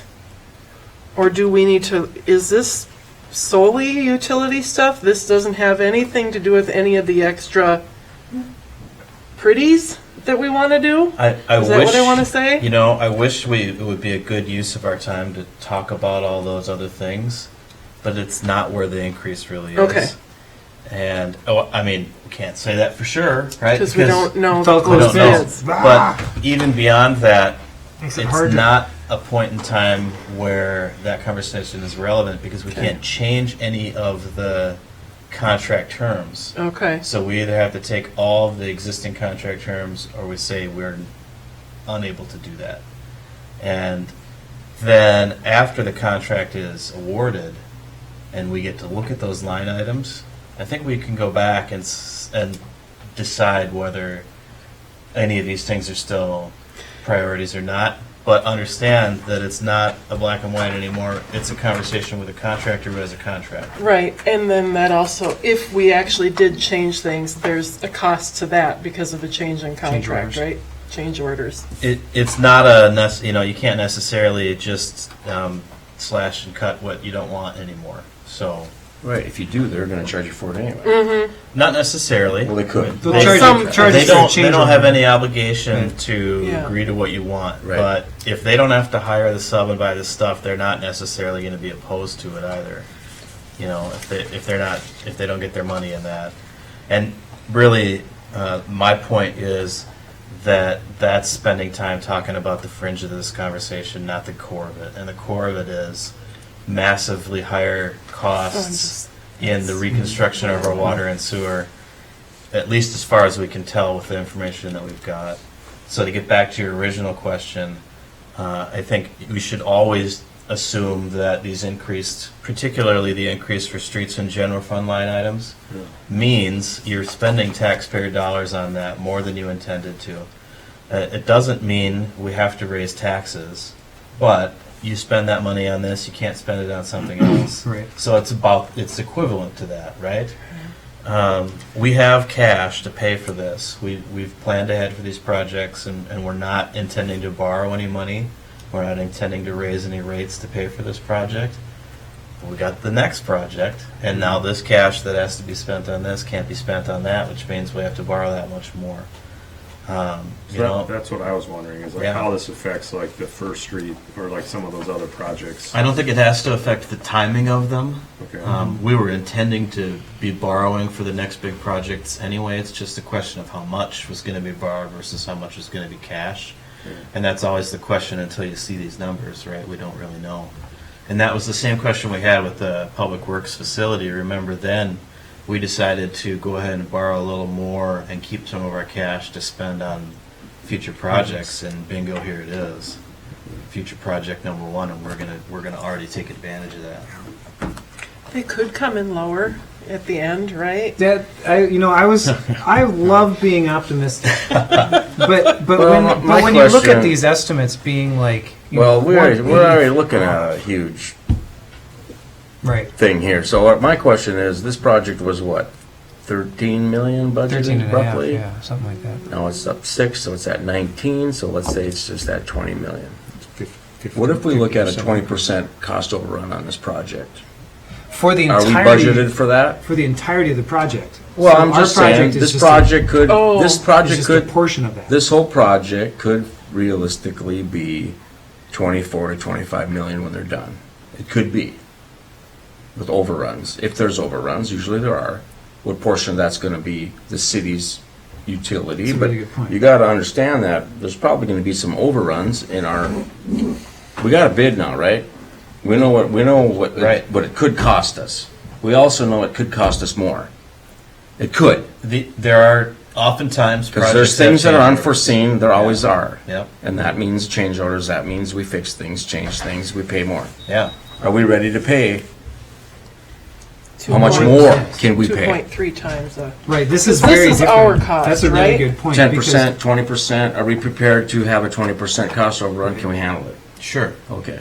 But, my question. I mean, it doesn't mean that's going to feel good, right? Well, I'm not saying it's not going to happen either. It might not happen, but I yeah. just don't want to get in a situation where, okay, we're going to move ahead and do this anyway, and And then then we all of a just keep sudden bleeding we're out. taxing or special assessing and trying to get ourselves out of a bad hole we got ourselves into by going to the public and say, oh, by the way, Right, we need some. Craig, your utility bill is going to be this, or the guy that owns property along this street's going to pay this. Well, the I don't fact of wanna- the matter is that we use utility rates to pay for reconstruction. And these facilities need to be reconstructed. There's not a don't reconstruct them option. And we have to do it in coordination with MnDOT because it's in Right. their right of way, and we don't want to reconstruct their highway for them No. when we reconstruct these pipes. So this is our one and only chance in a generation to do it. We really have to do it. And so this is what the price is. We thought it might be something different, but it's actually this, and now we have to do it. So have you had a conversation with our city engineer about this information and what their thoughts are, as to how this came about? No, and I don't think they know. I mean, they were the design engineers for this project for MnDOT, Right, remember? so I'm wondering why. Although they weren't, we paid them to design the utility parts of it. They wouldn't be able to tell us anyway. They're not involved in the conversation anymore because the design's done. But they also are the ones that provided us with the estimate dollars. Yeah, for our So that we- preliminary. Well, that's what I'm saying. I'm not sure that's think true. I think the original one, we relied on their expertise more. The MnDOT budget, I don't know whether LHP prepared that. Right, but I mean, that's all I Okay. mean though, is like that the engineer that designed the first line, prelim budget, that stuff was, I'm assuming you Yeah. didn't make that up, that was probably from LHP. Yeah. Yeah. So I know that MnDOT has tried to go back and had conversations with the contractor to try and discover. Okay. Well, first of all, That's what I'm getting they've had these bids for a couple of weeks, 3 weeks now, right? And so they've been spending that time going through and making sure there weren't any errors.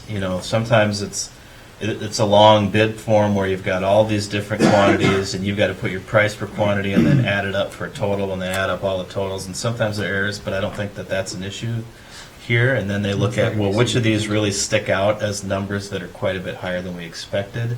And they ask the contractors, what's Why? going on with that. Yeah. But we don't get to be a part of that conversation. We don't get to be a part of that conversation? No. Okay, but then we and don't know what's being discovered or not discovered. We don't. then. I mean, Okay. and it's really frustrating. All right. But it is what it is. They're telling me they can't share that information with us until they've awarded the bid, so. So what's the It's absurd, hypothetical yes. if we say, well, we just aren't willing to go forward at this price, what happens to the project? Where does this go from here? I don't know. I mean, potentially the project gets canceled, but again, it's not like this is a project that we can just say we don't want to do it and we never have to do it. Eventually, the road has to be reconstructed. Eventually, all these things have to be done. And MnDOT's invested a lot of effort and money already into putting this together. I suspect whether we're in or not, they're going to do it. And But then our utilities are just kind of an afterthought. I don't know. And 10 years from now, or 5 years from now, when the utilities and things have to be done, then we're really in trouble because we're going to dig up what's already Well, done. the utilities have to be done. We know Yeah. that. You know, they're Well, I kind of antiquated. I have an issue with this. I don't know if it's a legal issue or not, but we're spending money. We're co-owners of this project, correct? Yeah. So why can't we be privy to this contract? We're 1/10. Like if The it bids. really is a 20. I mean, I'm just saying, $20 why million can't project, we we're 1/10 of that. have We'd be our our best. engineers look at it and say, hey, you know, maybe you made a mistake on figuring this block of work? Well, I mean, because there's some big number differences here. That doesn't make sense. They're pretty ridiculous. Well, I mean, Chris, like- any thoughts? Is there a way in legally to find out more about this, the bid numbers? You could, I mean, the only possibility would be, if they've collected numbers, would be to do some sort of data request for it. And they're telling me that it's confidential. I assume that that's true, that there's actually some legal founding for their refusal to share the information. But with us. if we're paying $2 million, shouldn't we have some idea of what it is we're paying for? I mean, we Oh, estimated absolutely. 25% more than what MnDOT did, which seems like a pretty decent cushion. Right, which is what Craig is talking Right. about, like Yeah. building in it's our- over our 100% cushion. So now more it's than that. So now it's 125% over. That they could And estimate that the sewer could would be go 151, higher. and And it's that could go $700,000 more. Let's not get focused on the percentages, because Well- there's other sources of funding we're using here. All the grant money is not included in this. And so there's this fixed base that this wave is riding on top of. It hasn't changed 3 times, like it looks like. So none of us. It's still dramatic. So none of us looking at whatever, like if for some reason Chris, well, I believe Chris would be right, but if we could access those, it's not going to do any of us any good to look at them. No, But I mean, we would can't it call be- the contractor and say, but- hey, but- would you but- change your number? Right, but would LHB, would it make any difference to have, I mean, they're the ones that laid out this, would it behoove us to have our engineer, who also is the engineer that did this project, look at what these numbers are? Because they're not a small operation. They're They not, need to this learn. isn't their first time they've done this. Like, That's right. Well, I'd say this. Like, what's the point? What's the point? Yeah, and you're going to spend money on it. Yeah. So, do you Well, want if to I was pay an LHB engineer to look at this? And on I this don't think job- you're going to get anything for it. Don't Yeah. you think? If I was the engineer in this job and this is my number I gave the city and that's what came in, I'd like to know, Right. wow, Yeah. Yeah. what did I do wrong or what's going on here? I mean, that's, Well, here might maybe a better or a different question. You know, like or maybe we need a different engineer. what kind of That's what came to my mind when I saw maybe this. yeah. And we need a different state budget. I mean, this is like, really? Yeah. It's pretty This crazy. isn't, you know, the state says 774,000 and They're 3 million. they're 2 million off. Or Yeah. 1.5 Million and a half. 1.5 million. Yeah. It's great. I mean, I don't know, I'm just, Well, it's so where we are with this. I'm wondering. So this is just a post-bid estimate, right? Like so the concern that you I bring call up it an is- estimate because they haven't shown me the line items, and the only estimate about it is which of those rows is going to get hit the is most. actually does that money live in, not what's the total. The total is the total. Well, these other numbers are not Those are complete, estimates. those are estimates, not accurate, you know, or just a... No, how and did- how did I they hope I cal- tried to explain that in the memo, that I'm doing my best with the information that they have been willing to share to try and figure out where those Break it extra out. costs are. But the bottom line is, even if we broke that difference evenly between all of these different funds, which we have enough money to cover, by the way, it still would be egregious. But the difference would be if the way that you broke down in the post-bid estimate, right, what if the general fund is only 79,000, so we're $4,000 over on the general fund coming out of the general fund, and that other 100 is split up amongst the other 4 categories, right? It makes all those other ones go up. I mean, I understand the total number is the same, but that, in some ways, I mean, besides streets and general fund, there are other funds that are there to take care of water, sewer, and electric. Right. There's which, also which have a different there's impact general on funds, what happens general fund with monies too. I mean, we can Utility change rates the for way we 2020. intended to pay for some of these things too. Our original budget included the TAP funds paying for a lot of streetlights and the electric fund paying for what we didn't use TAP funds for. I'm assuming that we're going to need to up the electric fund's budget to pay for still some of the streetlights, but TAP is still paying for some. But with these increases, maybe TAP can only pay for, we can pay for pavements items and sidewalks with it, and it's gone. And we can use more of our electric funds to pay for streetlights and cut down less general fund money. Pouring water from bucket to bucket. But if you're going to do that, the electric fund, whether it's all the same people's money, right? But the electric fund is in a position to be able to support that without any big projects coming in the future that it needs to borrow for. Sure.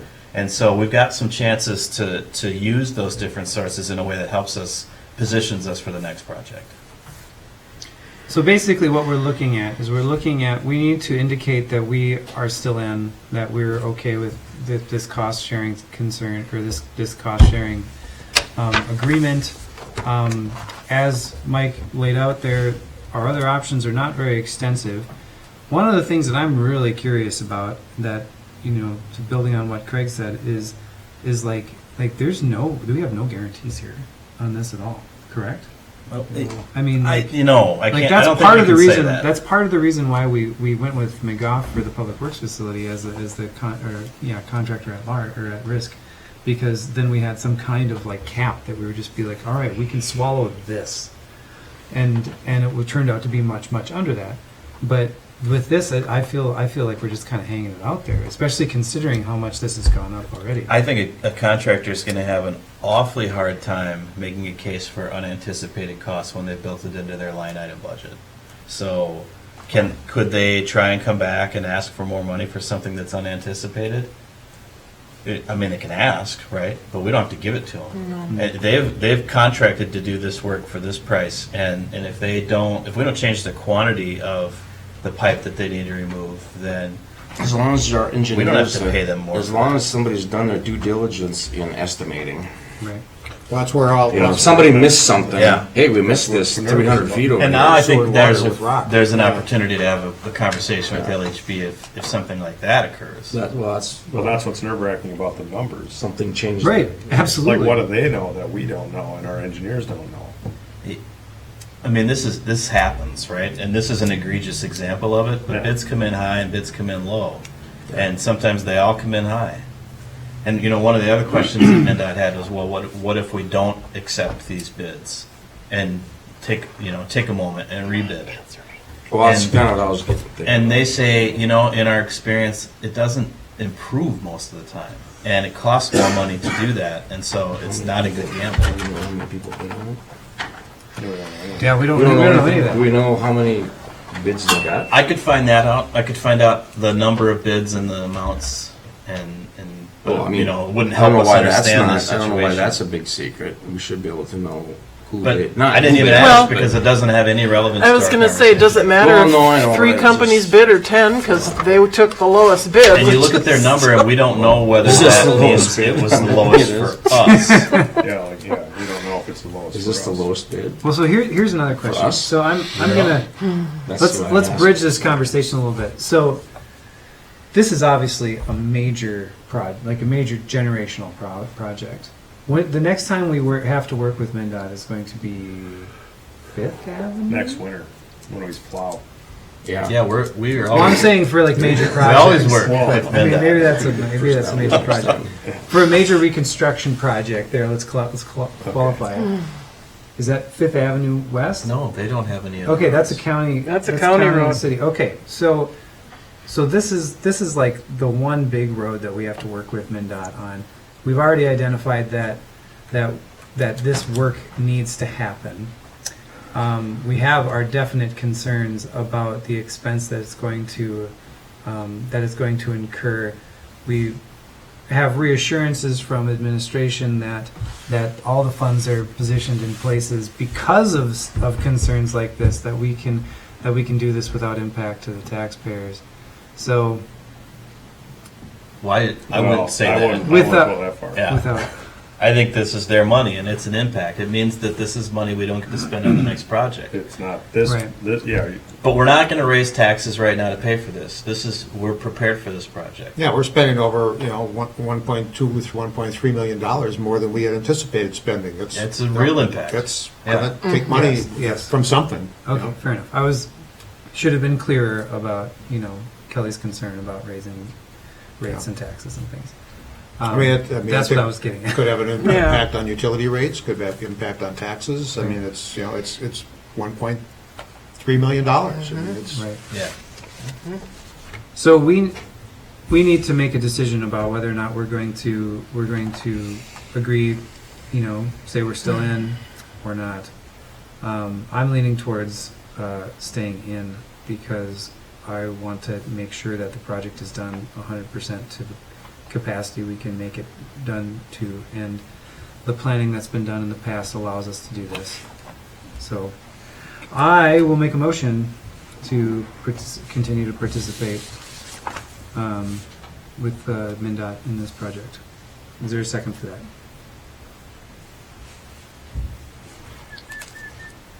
I'll second that.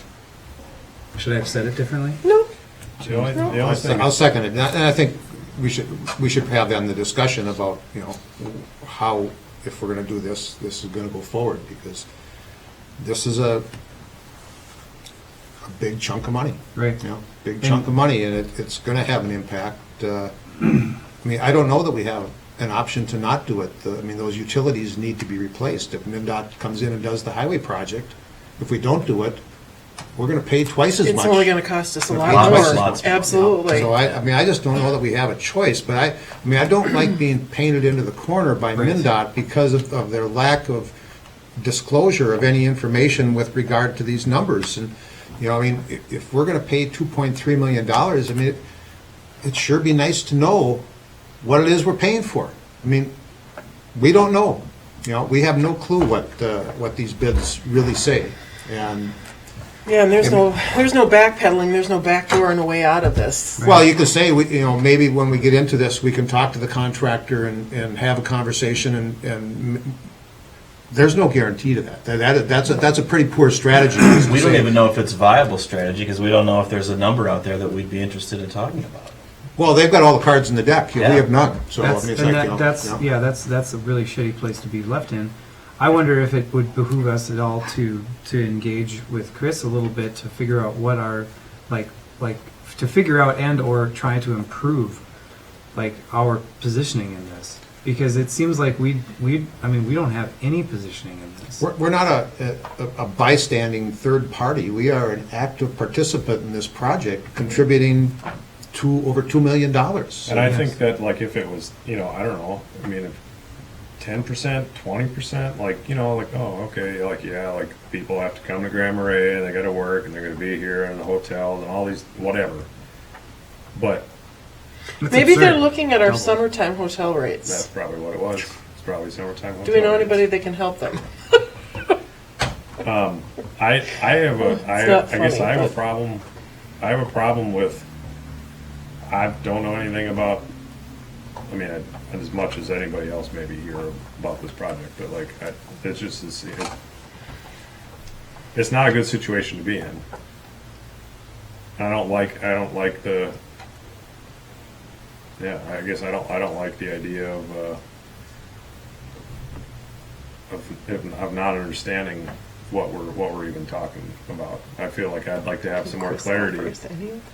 I feel like having some more clarity on where that's at and how it is actually incorporated into each one of these 5 areas, to me, makes me feel more comfortable. Again, I do think that we are kind of in the corner and we have to do it. But I also think that it would be really nice to know what it is.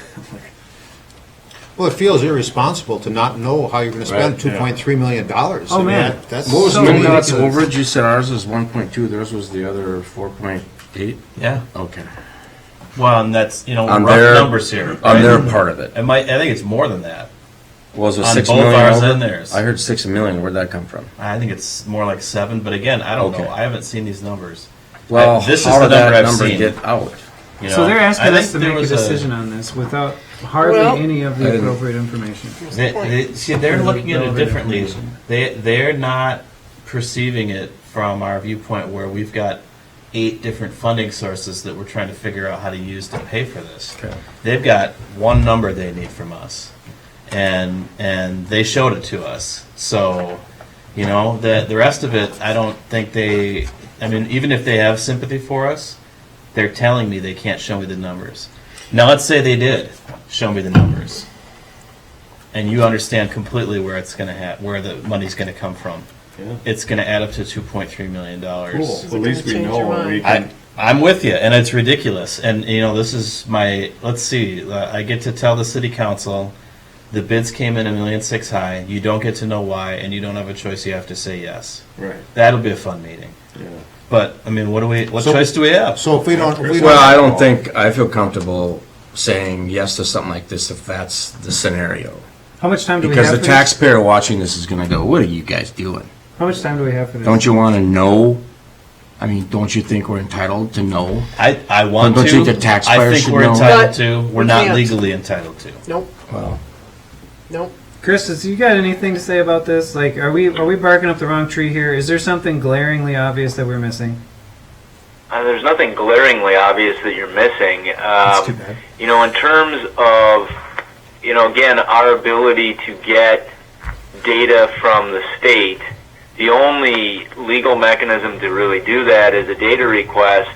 And under the Data Practices Act, they may have the ability to not disclose that. They have the ability to say, nope, under the Data Practices Act, this is a bid, and unless the bid is awarded, those numbers are otherwise not available to the public. Now, one could argue that we are a project partner, and that as a project partner, we're not in the same boat as the public. I'm not sure, I'm pretty sure MnDOT isn't going to view it that way, but I mean, that really is the only available avenue for us, and I doubt very much we would be able to be successful with a request like that. Here's my question, and here's a thought. Is part of it because we are a player in the game, and if we get this information, we might be able to go strong hand some changes that maybe could help us, but not help. I mean, it's kind of a game. There's not an ability for us to go and talk to the potential contractor and get these numbers adjusted. I don't even If we knew who it was, though, that's why I'm saying, that's why it may remain. We can know who it is, even. We can't know what the line item numbers are, so Well, and here's the thing, if we opt out, great, we opt out, it's gonna cost us more down the road, but chances are, if we decide 2 months from now, hey, information's now out there, yeah, we're gonna get back in, we're not gonna be able to get in. That's true. Because they'll have moved So on. one other point to make on this data thing, I mean, one argument that we could potentially make with MnDOT would be to say that while this data is not available to the general public, we reasonably require access to the data. Again, I think that's going to be a somewhat unique argument or a difficult argument to make. But I mean, Mike, you could try to make that argument, but I don't know that it would be successful. Well, I've tried to make it to a number of people in a number of different ways, and it was very unsuccessful.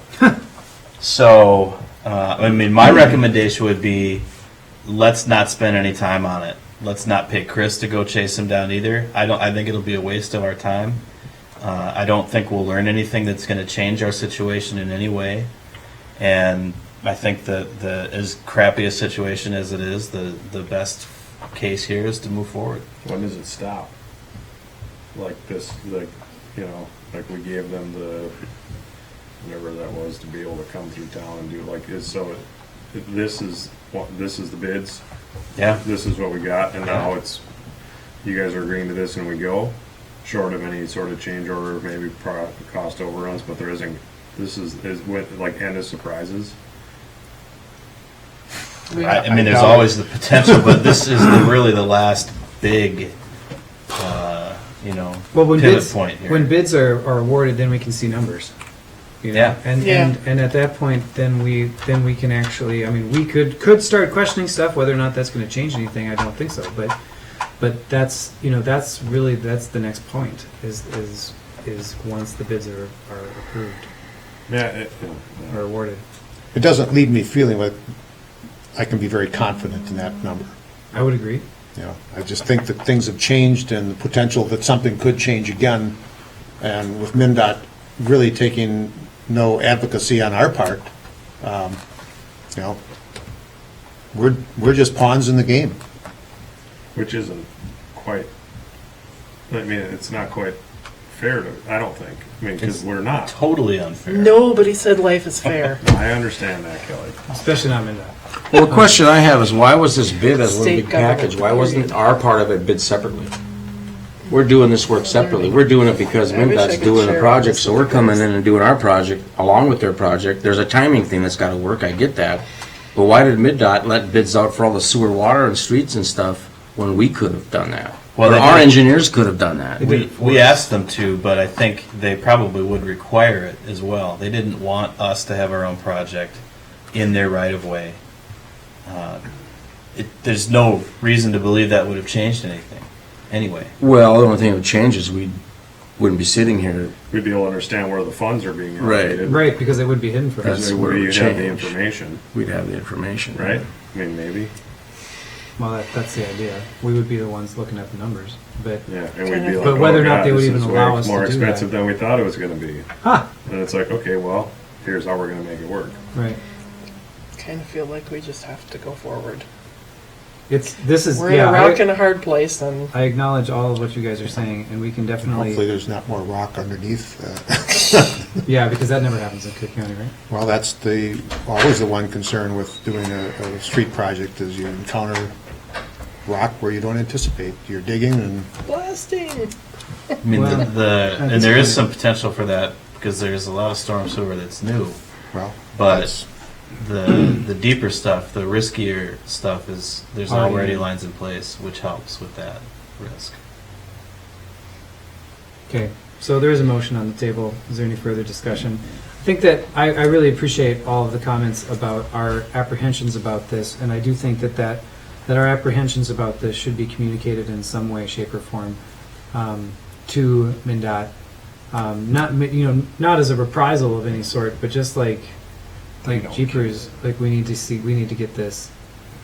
They But may not every little care. voice. It's right? voices, man. I mean, I agree. I mean, I think We they keep need to whispering in understand their that ear. we're a participating partner, Yeah. that we're not just a bystander in this.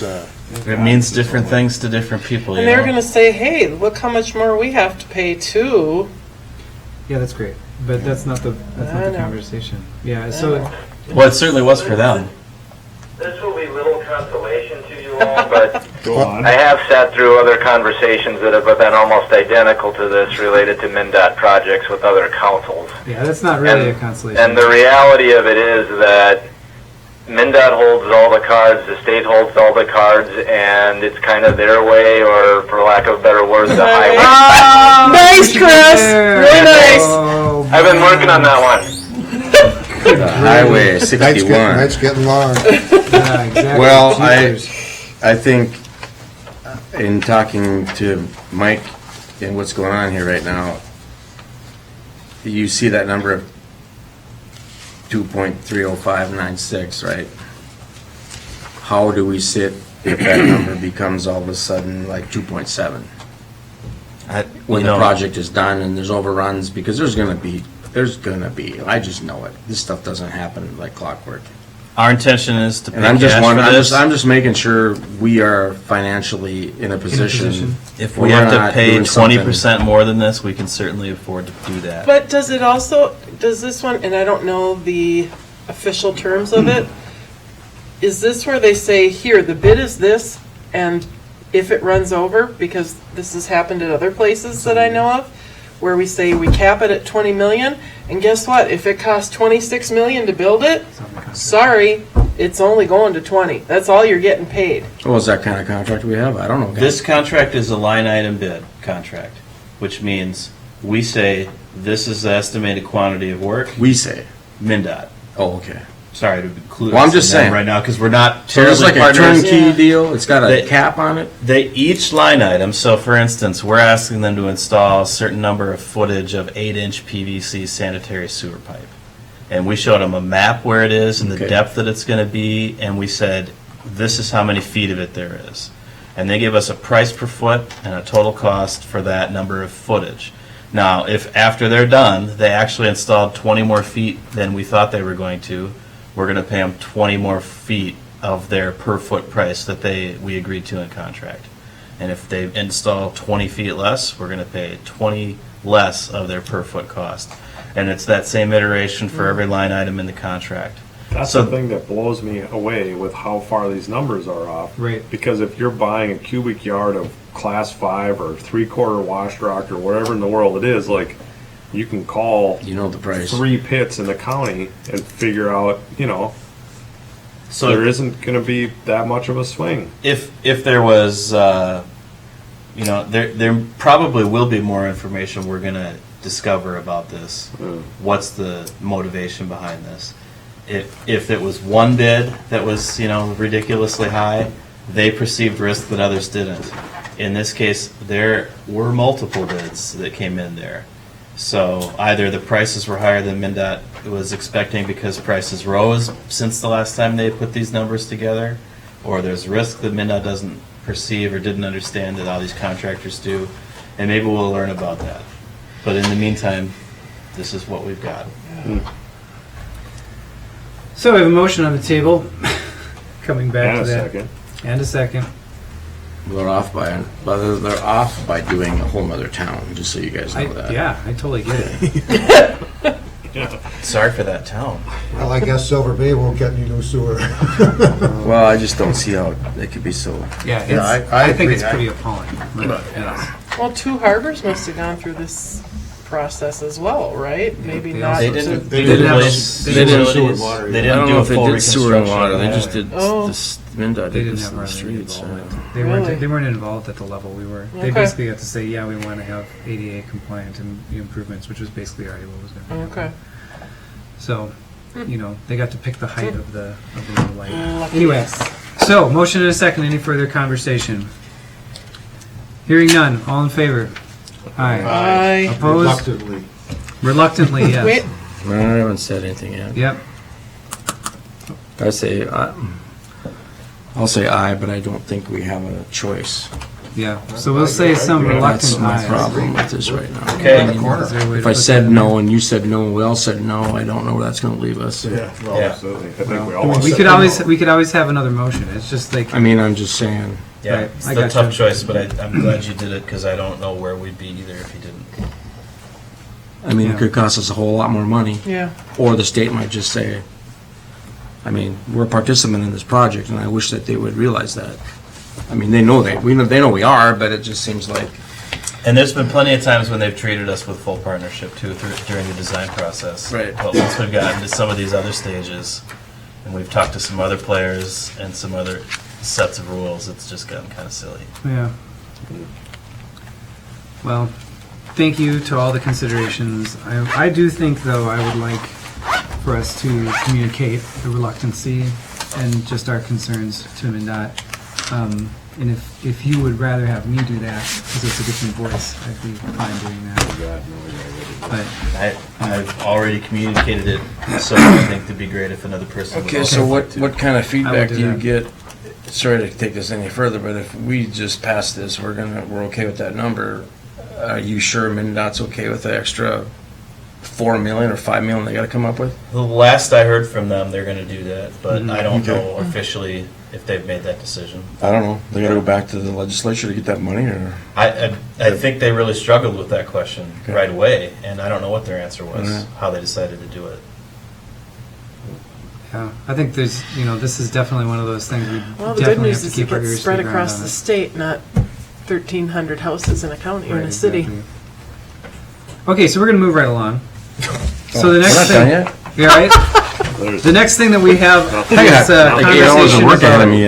conversation about city-county agreements. So we had this meeting where we talked about the agreements between the city and the county. We were talking about the community center agreement, otherwise known as the YMCA, law enforcement agreement, and the streets agreement.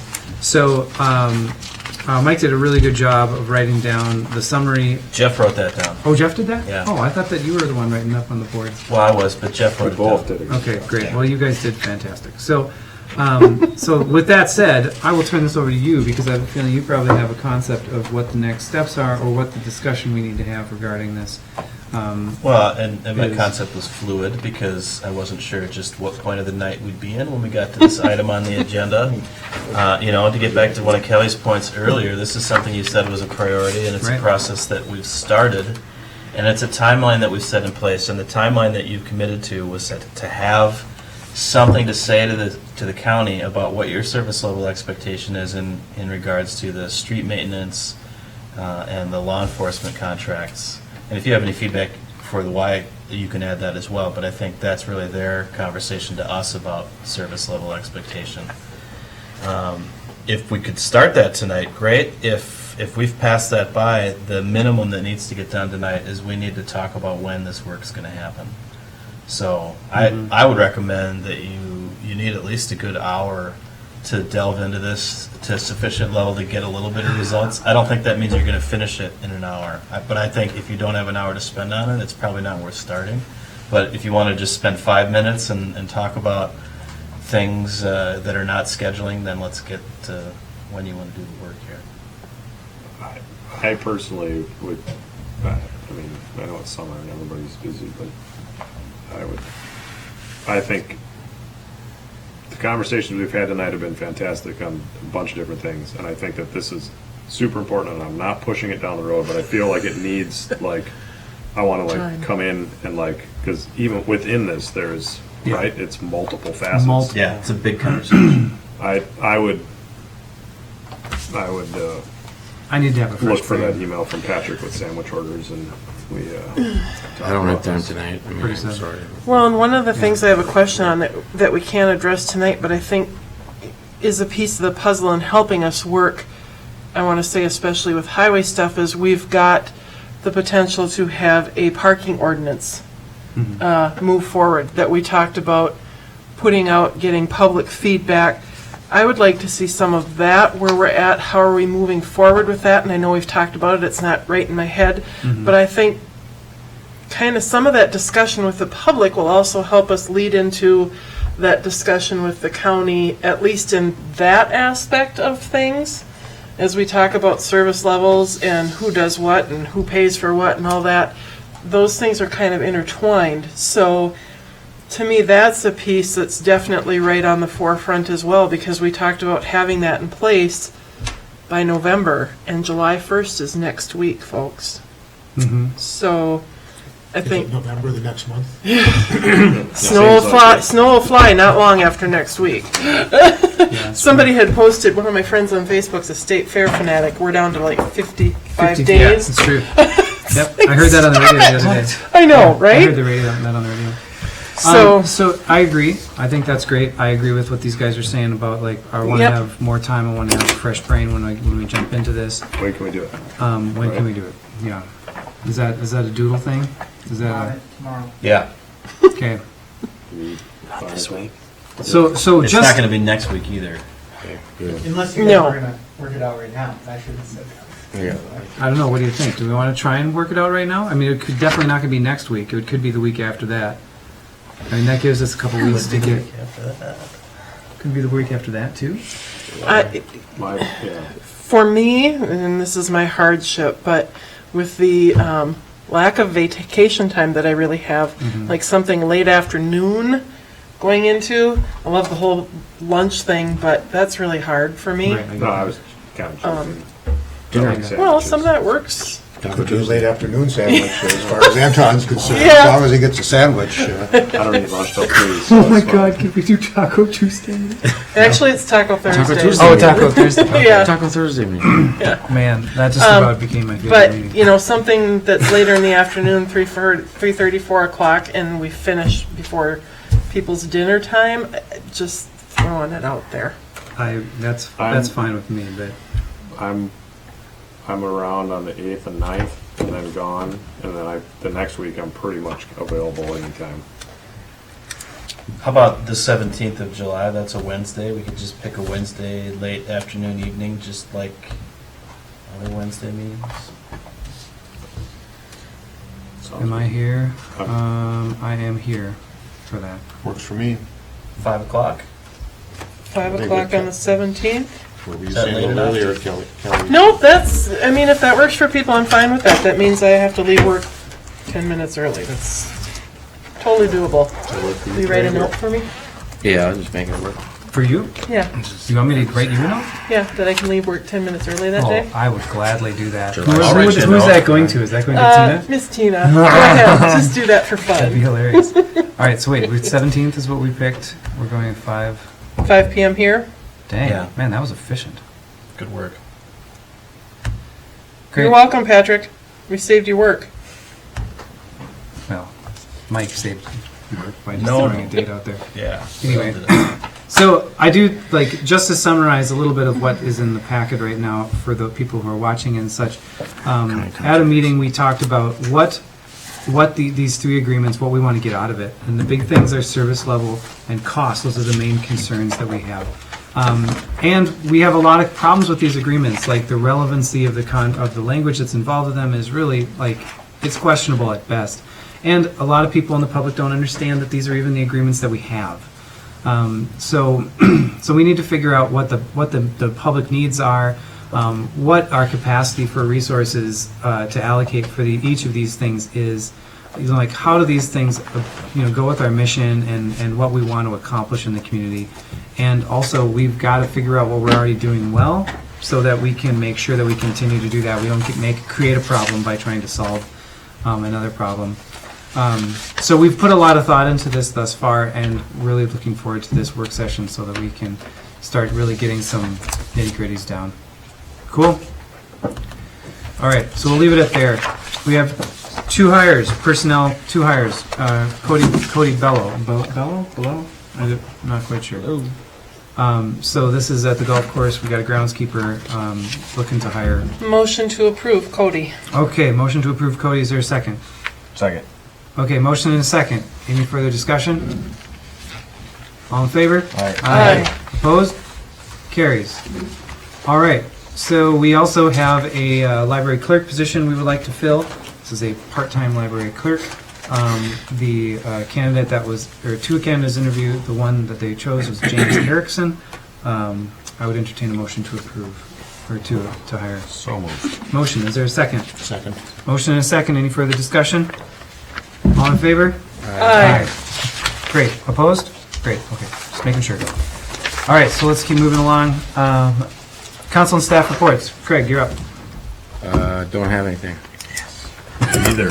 'Cause it was, You don't have anything either? The meeting's So next. you talk, and we don't then have- Anton Our will meeting is remember. next week. So. That's usually the way it goes. Okay, Anton doesn't have anything. Tim? Nothing. Nothing? What'd you have? Nothing? Oh my gosh. Let's go for perfect J. Nope, it's not gonna happen. Sorry. You had to mess No, it up. stop it. Okay, I actually did have a really interesting conversation. Oh, for real? Well, I can do this in 2 minutes. You got 2 minutes. I can't do this You in got 2 minutes. 1.45 minutes. Shut up. Yesterday, I sat down with the Arrowhead Animal Rescue folks to start discussing with them about the future of the pound and all that stuff. They asked me a couple of questions. One of the questions was, what's the timeline? What are we looking at? And I told them, well, we're probably going to hire somebody to demolish those buildings this fall. And so they were like, which is, I mean, that's right. That's what we've been planning on. And so they were starting to get a little bit nervous about that. They were starting to look at, like, well, what do we do? What do we do? What do we do? They have some money in their Arrowhead account from people that have dedicated that to a building. It's not a tremendous amount of money, but I sat down with them and kind of helped them hash out a strategy of sorts. So what they're going to do is they're going to call their state guy, the guy that authorizes them and licenses them as a kennel, and he's going to tell them what they would need in a new building. So then they're going to have a working list. They have a number of contractors that are friends of the organization. They're going to then bring that information that they get from the certifying guy to the contractors, get some bids. And then they're going to take that number and they're going to start tossing it around for fundraising. GoFundMe account. A GoFundMe, like they're going to come up with really creative ways to do it, which I'm excited about. But also, they're going to come and talk to us, and they're going to talk to the county, and they're going to talk to the sheriff, and they're going to try and figure out what the partnership, what partnerships they can hammer out of this.